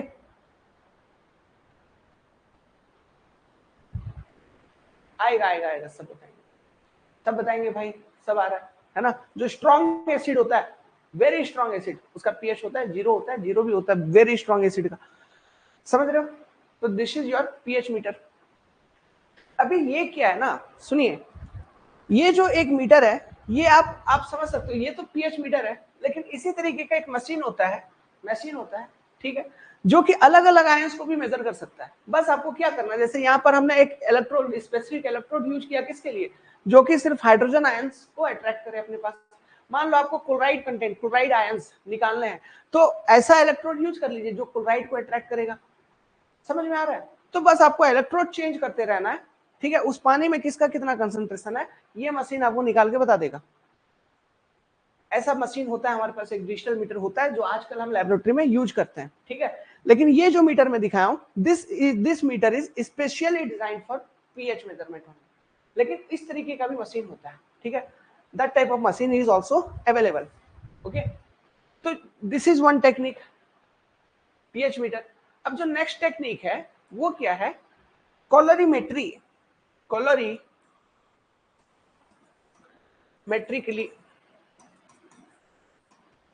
ये एक टेक्निक है। व्हाट इज दिस टेक्निक, यहाँ पे कुछ इंडिकेटर्स वगैरह यूज करते हैं। इंडिकेटर, जैसे इंडिकेटर वगैरह यूज करते हैं, फेनोक्टेलिन वगैरह कुछ इंडिकेटर होता है, मिथाइल ऑरेंज कुछ इंडिकेटर होता है ना। ये सारे कुछ केमिकल्स का यूज कर सकते हैं आप। फिर वो लिटमस पेपर वाला मेथड बचपन में हर एक बच्चा स्कूल में करता है, और स्टार्टिंग में लिटमस पेपर मिल भी जाता है और हम लोग बहुत खुश होते हैं, हैप्पी, अरे नींबू घस दिया कलर चेंज हो गया, देखो जादू। बताते थे कि नहीं, जादू नहीं करते थे, तो वो तो कलर चेंज हो रहा है। तो ये एक टेक्निक है, यहां से हम आइडिया लगा सकते हैं उसका पीएच का, ठीक है। लेकिन ये जो मेथड है, this particular pH meter method, ये आपका ज्यादा एक्यूरेट मेथड है ना, ज्यादा एक्यूरेट मेथड, क्लियर है। कलरीमेट्रिक टेक्निक जो है वहां पे क्या है, लोगों ने एक्सपेरिमेंट कर करके फिर एक स्केल डिसाइड किया है कि ऐसा कलर आ गया तो ये आप मैच करो फिर तो आपको पता चलेगा नहीं इसका पीएच इस रेंज में होगा, ऐसे इस तरीके से आइडिया लगाते हैं।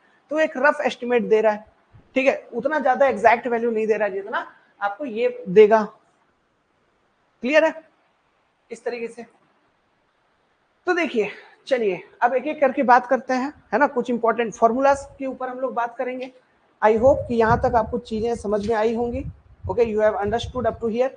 अच्छा, इसका जो कोड है, again Indian standard 3025 part two use हो रहा है शायद इसमें, ठीक है। बस आप कॉमन यही है याद रखना, 3025 IS 3025 इसका यूज होता है। तो यही जो पीएच मीटर वाला मेथड मैंने आपको बताया, ठीक है। तो यहाँ पे हम क्या कर रहे हैं, हाइड्रोजन आयन का क्या पोटेंशियल है इलेक्ट्रिसिटी को कंडक्ट करने में, वो उसके कारण कितना इलेक्ट्रिसिटी कंडक्टिविटी हो रही है, बेसिकली ये मेजर कर रहे हैं। तो ये आपका, इसको हम बोलते हैं, ये जो पूरा इक्विपमेंट है pH meter, it is one type of potentiometer, ठीक है। जो पीएच मीटर है it is one type of what, potentiometer. ये बेसिकली हाइड्रोजन आयन के पोटेंशियल को मेजर करता है ना। Potentiometer is used to measure pH, ठीक है। इसमें बेसिकली जो इलेक्ट्रोड लगी रहती है, एक स्पेशल मटेरियल की लगी रहती है जिसको बोलते हैं कैलोमेल इलेक्ट्रोड, जो कि बहुत कॉस्टली आती है, क्लियर है, ये चीज खत्म। अब फॉर्मूलाज देखिए, pH equal to minus of log H plus ions, pOH equal to minus of log OH minus ion. देखिए, अब बोलोगे सर OH माइनस आयन हम डायरेक्टली क्यों नहीं मेजर कर रहे हैं, इसलिए नहीं कर रहे हैं, इसके लिए इलेक्ट्रोड और कॉस्टली आता है, समझ में आ रहा है? अच्छा, हाँ, एनोड जो बनाओगे और कॉस्टली आती है, ठीक है। ये जितने अच्छे तरीके से रेस्पॉन्स देता है, ये उतने अच्छे तरीके से रेस्पॉन्स नहीं देता। तो हमारे पास इक्वेशंस है, तो अगर हम H प्लस निकाल लिए तो OH माइनस निकाल लेते हैं बाय यूजिंग दिस फॉर्मूलाज, है ना। तो इसलिए हम H प्लस को निकालते हैं, POH minus log OH minus ions, PH plus POH अगर दोनों को मिला देंगे तो एक फॉर्मूला हमारे पास और आती है कि इनका जो सम है इट मस्ट बी 14, ठीक है। और एक फॉर्मूला हमारे पास, देखिए, अगर आप प्रोडक्ट निकालोगे H प्लस आयंस और OH माइनस आयंस का, तो this particular product must be 10 to the power minus 14, है ना। तो ये चार फॉर्मूला बहुत इंपॉर्टेंट है, अब ध्यान रखेंगे। यही से न्यूमेरिकल क्वेश्चन, छोटा मोटा क्वेश्चन अगर आएगा एग्जाम में वो सॉल्व होगा। एक चीज कभी नहीं भूलना, क्या नहीं भूलोगे, कि ये फॉर्मूला वगैरह में जो H+ आयन या OH- आयन, इसके जो कंसंट्रेशन को बताया गया है इन मोल्स पर लीटर। अब यही सब चीज मैं अगले क्लास में बताऊंगा, क्योंकि यहाँ पे थोड़ा मोड़ा केमिस्ट्री का बात आने लगा है ना, इसलिए केमिस्ट्री का थोड़ा पार्ट मैं ये मोल्स क्या होता है, मॉलिक्यूलर मास क्या होता है, एटॉमिक मास क्या होता है, इन सब चीजों को मैं नेक्स्ट क्लास में एक्सप्लेन करूंगा, ठीक है। तो not to worry, moles per litre में कंसंट्रेशन देखेंगे। मोल्स मतलब बेसिकली क्या होता है, एक नंबर आपने केमिस्ट्री में पढ़ा होगा, एवोगाड्रो नंबर। एवोगाड्रो नंबर का वैल्यू क्या होता है, 6.022 इंटू 10⁻23, 6.022 इंटू 10⁻23। मतलब कोई एक पर्टिकुलर सब्सटेंस है, कोई एक मॉलिक्यूल, कोई एक सब्सटेंस है, वो सब्सटेंस को हम बोलेंगे 1 मोल। कब, जब इसमें किसी कोई भी सब्सटेंस जैसे H2O, तो H2O का अगर 6.023 इंटू 10⁻23 नंबर ऑफ मॉलिक्यूल्स उस वहां पर है उस एक पर्टिकुलर वॉल्यूम में, तो वो होगा 1 mole, that will be 1 mole, ठीक है। और उतने मॉलिक्यूल का जो वेट है in gram, that will be your molecular mass, ठीक है। उतने मॉलिक्यूल्स का जो वेट है कितना, 6.023 इंटू 10⁻23। एवोगाड्रो नंबर बहुत इंपॉर्टेंट है, मैं समझाऊंगा आगे चल के, थोड़ा सा आइडिया लग रहा होगा। इसी का जो वेट हम निकालेंगे इतने टोटल मॉलिक्यूल का, इसी को बोलते हैं molecular mass of that particular molecule. समझ में आया, ठीक है। ऐसा कुछ कुछ है, केमिस्ट्री वाला क्लास लूंगा, डिटेल वाला ये सब बेसिक टर्म्स समझाऊंगा, समझ में आ जाएगा, डोंट वरी नाउ। तो ये जो कंसंट्रेशन हम मेजर करते हैं मोल्स पर लीटर में मेजर करते हैं, ये समझाऊंगा। मोल पर लीटर क्या है, नॉर्मलिटी क्या है, मोलरिटी क्या है, सारा कुछ समझाऊंगा। इक्विवेलेंट वेट क्या है ना, जो जितना चाहिए आपको एनवायरनमेंट समझने के लिए, I will make you understand everything.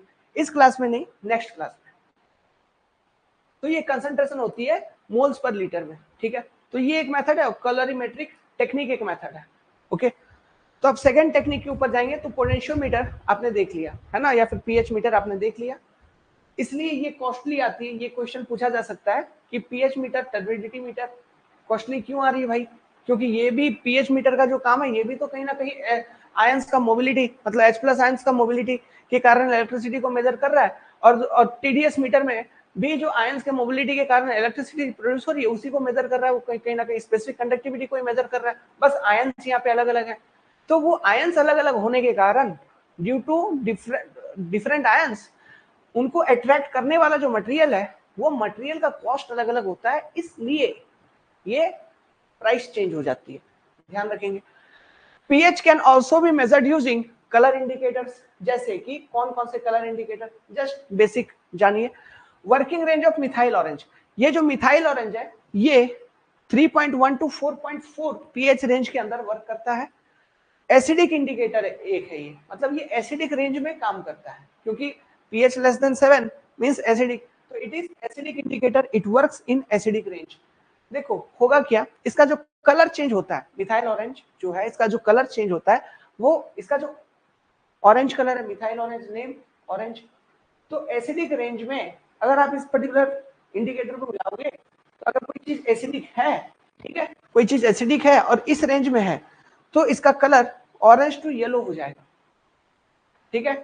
मतलब मान लो नॉर्मली किसी पानी में आपने मिला दिया मिथाइल ऑरेंज, ऑरेंज कलर का केमिकल था, आपने मिला दिया मिथाइल ऑरेंज, उसका कलर हो गया येलो। मतलब सिंपल सी बात है कि वो जो पानी में कुछ ऐसा एजेंट रहा होगा जिसका पीएच 3.1 से 4.4 के बीच में रहा होगा एक्चुअल, इसलिए बोल रहा हूँ ये एक रेंज देता है। This particular indicator just give us idea कि नहीं ये एसिडिक है, इतना इस रेंज में पीएच हो सकता है, इस रेंज में ये बेसिक हो सकता है, समझ रहे हैं, ये एक रेंज आपको आइडिया देता है बस।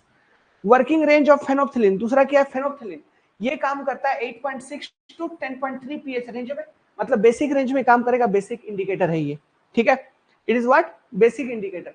फेनोप्थिलिन जो है ये एक कलरलेस, क्या होता है, this is a colourless chemical, है ना, ये कलरलेस है। लेकिन अगर कोई बेस इसके साथ रिएक्ट करता है तो इसका चेंज, इसका जो कलर है वो पर्पल हो जाती है, अच्छा पर्पल नहीं, पिंक, ठीक है। कलर, कलरलेस टू पिंक, ये पिंक याद रखना, यहाँ पे मैंने पर्पल डाल दिया, पिंक, ये कलर चेंज पूछा जाएगा। ऑरेंज टू येलो इसका चेंज हो गया, इसका चेंज हो गया क्या, colourless to pink, basic range में, पीएच रेंज 8.6 टू 10.3, ये दो चीज पूछा जाता है, ठीक है, ये याद रखेंगे। आगे भी इसका मैं यूज करूंगा जब अल्कलिनिटी और हार्डनेस वगैरह के बारे में पढ़ाऊंगा, टाइट्रेशन पढ़ाऊंगा, टाइट्रेशन जानते हो एक कॉन्सेप्ट है केमिस्ट्री में, टाइट्रेशन वगैरह पढ़ाऊंगा टू डिटरमाइन द अल्कलिनिटी, है ना। तो वहां पे ये इंडिकेटर वगैरह को हम लोग फिर यूज करेंगे, ठीक है। मिथाइल ऑरेंज, फेनोक्सिलिन, तो इनका पीएच रेंज याद रखेंगे, कौन सा किस तरीके का indicator, acidic indicator acidic acid को शो करेगा, दिस विल शो बेस, ठीक है, very simple. Note, acidic water causes क्या, एसिडिक वाटर के कारण क्या होता है, कोरिजन होता है। अल्कलाइन वाटर जो होता है वो काउज इंक्रस्टेशन, इंक्रस्टेशन मतलब देखो कोरिजन का जस्ट उल्टा, कोरिजन मतलब रिमूवल ऑफ मटेरियल, इंक्रस्टेशन मतलब डिपोजिशन ऑफ मटेरियल। तो अल्कलाइन वाटर के कारण इंक्रस्टेशन होती है, ये कहाँ हो रही होगी, पाइप वगैरह में हो रही होगी, डिस्ट्रीब्यूशन लाइंस में हो रही होगी, सीवेज सीवर पाइप्स वगैरह में हो रही होगी, वहां पर हो रही होगी, ठीक है। तब जब उनके बारे में पढ़ेंगे तो ये फेनोमेना पूरा का पूरा, मैं फेनोमेना कैसे कैसे हो रहा है वो भी समझाऊंगा। अभी बस एक वर्ड ध्यान रखेंगे कि कोरिजन मतलब रिमूवल ऑफ मटेरियल और इंक्रस्टेशन मतलब deposition of material. Alkaline water causes difficulty in chlorination, इस स्टेटमेंट को भी याद रखना। क्लोरीनेशन मतलब डिसइंफेक्शन को मारना है, मतलब डिसइंफेक्शन मतलब जो बैक्टीरिया है, जर्म्स वगैरह है, पैथोजेंस वाटर में, उसको हमें किल करना है। अगर उसको हमें किल करना है तो अगर वाटर में अल्कलिनिटी बहुत ज्यादा है तो it will create problem in, देखिए हाँ ऑब्वियसली, है ना, ऑब्वियस टीडीएस हाँ हाई होगा उसका, ठीक है, टीडीएस हाई होगा अल्कलाइन वाटर का, बिल्कुल ठीक है, हाई होगा, ओके हाई हो सकता है। Alkaline water causes difficulty in chlorination, एक मिनट,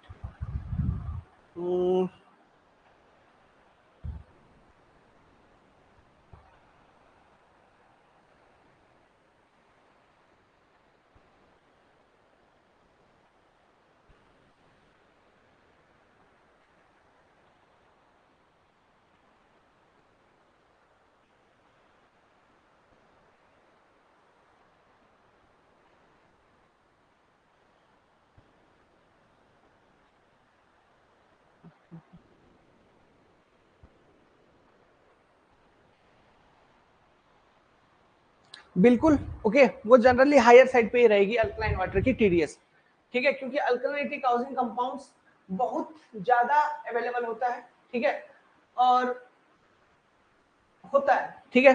तो अल्कलाइन वाटर अगर है तो उसका टीडीएस कहीं ना कहीं एसिडिक वाटर से ज्यादा ही होगा। अभी ये देखिए, तो यहाँ पे क्या है, बेसिकली क्या है, जो अल्कलाइन वाटर है उसमें क्या होता है, डिफिकल्टी इन क्लोरीनेशन वो क्यों क्रिएट करता है, ठीक है, why it create difficulty in chlorination, what is the logic, why it create difficulty in chlorination, because मैंने आपको बोला था जो क्लोरीन है ये एक तरीके का क्या है, it is a strong oxidising agent, ये हर चीज को ऑक्सीडाइज करता है। तो जो अल्कलिनिटी काउजिंग कंपाउंड्स, इसके बारे में आगे चल के बताऊंगा, जो अल्कलिनिटी काउजिंग कंपाउंड्स है उन अल्कलिनिटी काउजिंग कंपाउंड्स को भी ये क्या करेगा, ऑक्सीडाइज करने का कोशिश करेगा, उसके साथ रिएक्ट करेगा, तो ये क्लोरीन डिमांड को इंक्रीज कर सकता है, ठीक है, और जो क्लोरीनेशन प्रोसेस है वो इफेक्टिवली नहीं होगी। तो ये याद रखेंगे, ये सब चीज ऑब्जेक्टिव क्वेश्चन में पूछा जाता है, मैं आगे चल के भी बताऊंगा, एक्सप्लेन करूंगा इन सब चीजों को, ये एक एक स्टेटमेंट यहाँ पे टॉपिक है तो एक एक स्टेटमेंट यहाँ पे मैंने लिखा है, इन स्टेटमेंट्स को हम आगे चल के डिटेल में समझ रहे होंगे, रिएक्शंस वगैरह को देख रहे होंगे, ठीक है, नॉट टू वरी।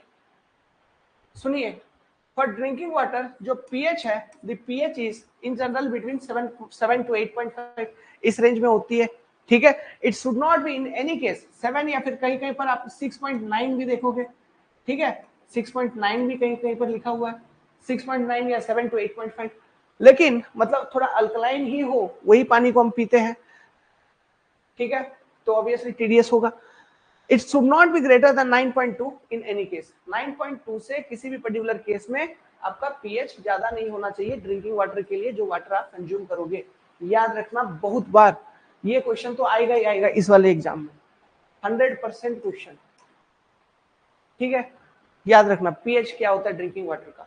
नेक्स्ट आगे देखिए, सुनिए, सल्फ्यूरिक एसिड वगैरह कहाँ यूज करते हैं, बैटरी एसिड वगैरह, ठीक है, वो स्ट्रॉन्ग एसिड होता है, उसका पीएच 0 होता है, 0 पीएच पूछ रहे थे ना, तो सल्फ्यूरिक एसिड वगैरह का पीएच 0 होता है।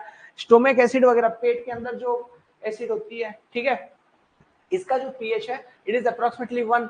लेमन जूस, ठीक है, इसका जो पीएच है वो 2 के आसपास होता है।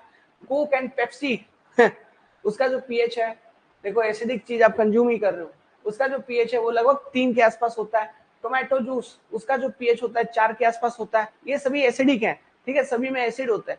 किसमें क्या एसिड है वो निकाल लेना यार, जीके का क्वेश्चन है। 7 अप सोडा, ठीक है, इसका जो पीएच है लगभग 5 के आसपास होता है। यूरिन, सलीवा, मिल्क, ये लगभग न्यूट्रल कंडीशंस पे होती है ना, it is generally at neutral conditions. देखो अच्छा नहीं, ये भी थोड़ा एसिडिक होता है, pH is 6, approximately 6। Pure water, blood वगैरह जो है इसका पीएच बैलेंस होता है, एकदम 7 होता है, परफेक्टली बैलेंस 7, न्यूट्रल होती है प्योर वाटर एंड ब्लड, ठीक है। टूथपेस्ट, हैंड सोप, ईटीसी, इसका जो पीएच होता है ये बेसिक रेंज में आने लगा, 9 होता है अप्रोक्सीमेटली। हाउस होल्ड क्लीनर मतलब हार्पिक वगैरह, फिनोल वगैरह, ये सब चीज जो यूज कर रहे हो, ठीक है, इसका जो पीएच होता है अप्रोक्सीमेटली, हाउस होल्ड क्लीनर्स है ना, इसका जो पीएच होता है इट इज अप्रोक्सीमेटली 11 के आसपास, ठीक है, 11 के आसपास। सो ये कुछ पीएच के ऊपर हम लोगों ने स्टडी किया है ना, we have study something about pH. तो ये पीएच वगैरह याद रखेंगे, मे भी अगर कुछ पूछा एक्स्ट्रा इधर उधर का क्वेश्चन तो उसमें ये सब चीज। एक न्यूमेरिकल क्वेश्चन करते हैं, let us solve this particular question. Can anyone attempt? इस क्वेश्चन का क्या आंसर होगा? What will be answer of this particular question? देखिए ये सब टॉपिक ना छोटा मोटा टॉपिक है, बेसिक टॉपिक है, इन सब टॉपिक को ना जल्दी जल्दी उड़ाएंगे, ओके, क्योंकि आने वाले टाइम में हमको बड़ा बड़ा टॉपिक को पढ़ना है। तो ये सब टॉपिक को ऐसे ही मतलब इतने डिटेल्स के साथ ही हम लोग कैरी फॉरवर्ड कर रहे होंगे। Concentration of OH minus ions is 17 milligram per litre at 25 degree Celsius. अच्छा पीएच वगैरह को भी जो मेजर करते हैं, अगर पीएच मीटर को यूज करके आप पीएच वगैरह को मेजर करोगे तो ये स्टैंडर्ड टेम्परेचर 25 डिग्री सेल्सियस पर ही मेजर किया जाता है। रिमेंबर क्यों? अगेन पीएच मीटर क्या, वही मोबिलिटी ऑफ आयन से रिलेट कर दो, ठीक है, temperature increases, mobility of ions increases, तो डेटा चेंज होगा, तो एक फिक्स टेम्परेचर पे ही इन सब चीजों का एस्टिमेट किया जाता है। तो concentration of OH minus ion in water is 17 milligram per litre at 25 degree Celsius. PH of water is how much? वाटर का पीएच क्या है? तो देखिए कैसे निकालेंगे, how can we calculate? We have the formula. क्या फॉर्मूला है? PH plus pOH,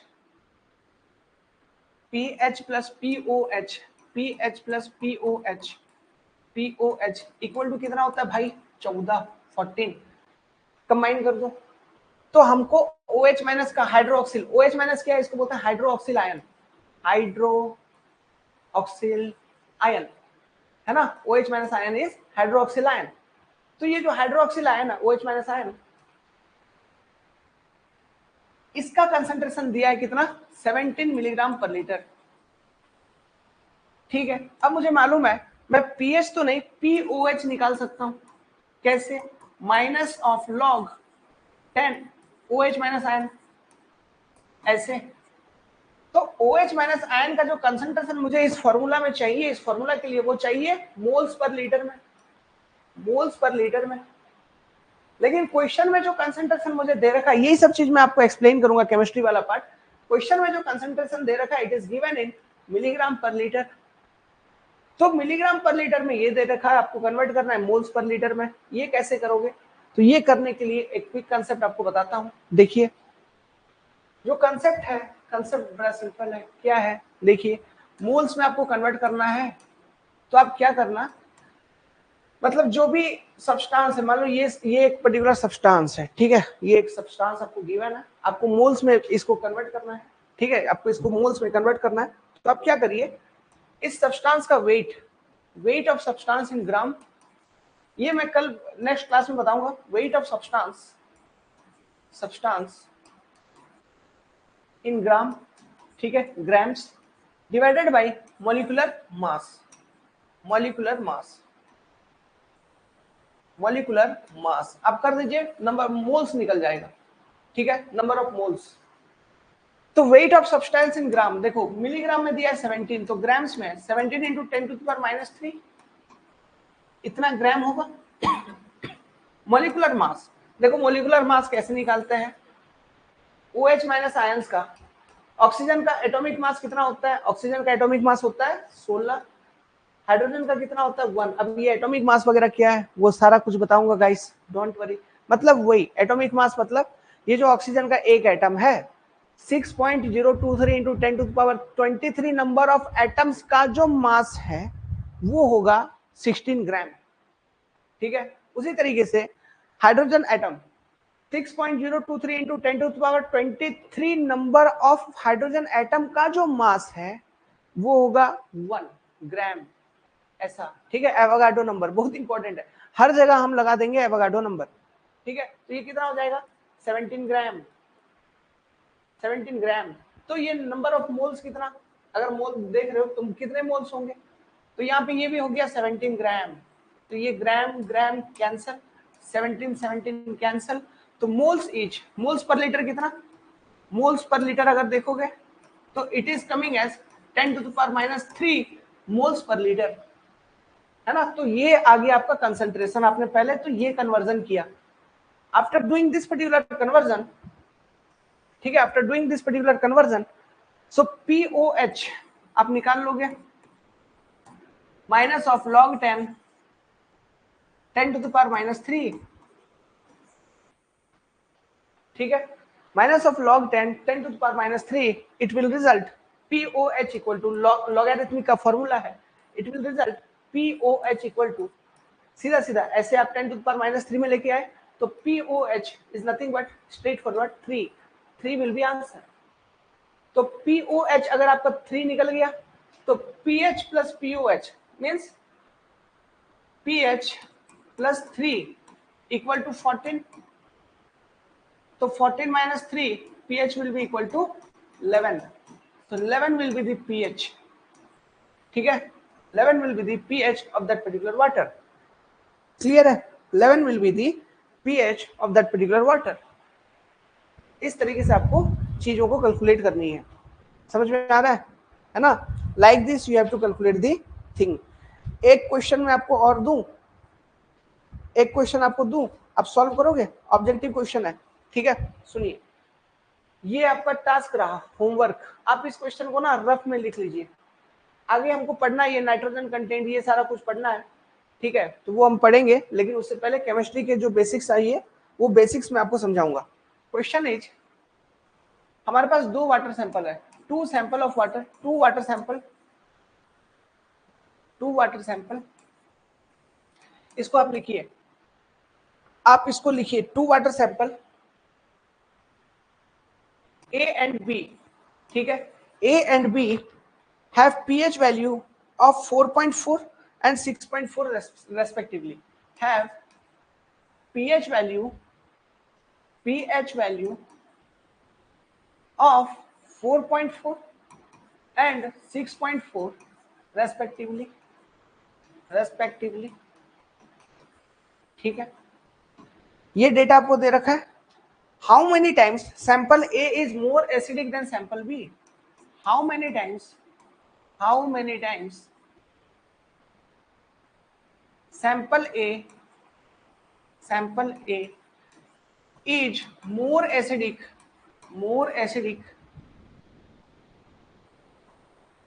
than sample B, ये क्वेश्चन है, दिस इज योर क्वेश्चन।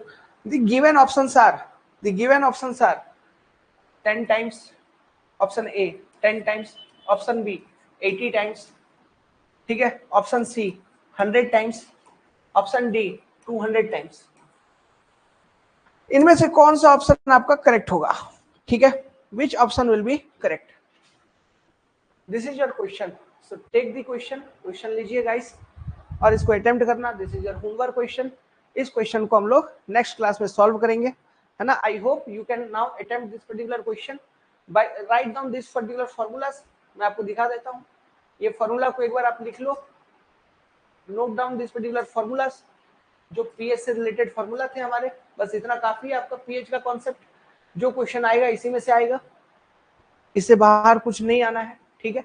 ये फॉर्मूला लिख लो, नोट डाउन कर लो पहले पीएच का, ठीक है। आप इसको ले लीजिए, नोट्स तो मैं अपलोड करूंगा ना, ये पूरा ये टॉपिक खत्म हो जाए, मैं नोट्स अपलोड कर रहा हूँ, okay. I am updating the notes, this particular same notes I will update, not to worry. लेकिन अभी इस क्वेश्चन को आपको अटेम्प्ट करना है, तो टेक दी फॉर्मूला नोट, है ना, एटलीस्ट रफ में ले लो, इस फॉर्मूले के नोट ले लो. Okay, take the note of this formula, है ना. यही फॉर्मूलाज को यूज करके आप निकाल सकते हो, इस क्वेश्चन को सॉल्व कर पाओगे. This are the formula. P H equal to minus log H plus ion, P O H minus log O H minus ion. ठीक है, P H plus P O H 14 और इनका प्रोडक्ट अगर निकालेंगे it will be 10 to the power minus 14. 4 formula. Now this is your question. Two water sample A and B have pH value of 4.4 and 6.4 respectively. 4.4 and 6.4 respectively. How many times sample A is more acidic than sample B? 10, 80, 100, 200. This is the formula. This is the question what you have to solve. ठीक है. तो कल के class में जब हम लोग लेंगे तो इस पर्टिकुलर क्वेश्चन का सोल्यूशन आप लोग करके आना. तो इसको सॉल्व करेंगे. जो नेक्स्ट क्लास होगा गाइस, नेक्स्ट क्लास में, आज मैं बहुत बिजी रह गया, नहीं तो मैं थोड़ा और पहले क्लास स्टार्ट करता. नेक्स्ट क्लास के अंदर हम केमिस्ट्री का वो जो फॉर्मूला है, जो कॉन्सेप्ट है केमिस्ट्री का, उसको हम लोग डील करेंगे. ठीक है, जो आपको चाहिए आगे आने वाले मतलब क्लासेस को अंडरस्टैंड करने के लिए. तो वो पूरा कॉन्सेप्ट मैं आपको एक्सप्लेन करूंगा. बताओ गाइस, सेशन समझ में आया सारा कुछ? ठीक है, पॉजिटिवली सेशन को एंड करूं? बोलिए बोलिए, कुछ पूछना है तो बोलिए, या पॉजिटिवली सेशन को एंड करूं? See you all in next session. बोलिए guys.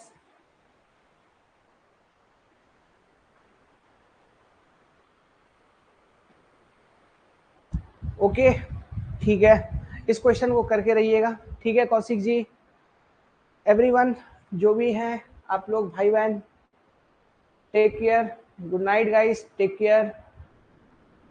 Thank you for attending the classes. Thank you very much.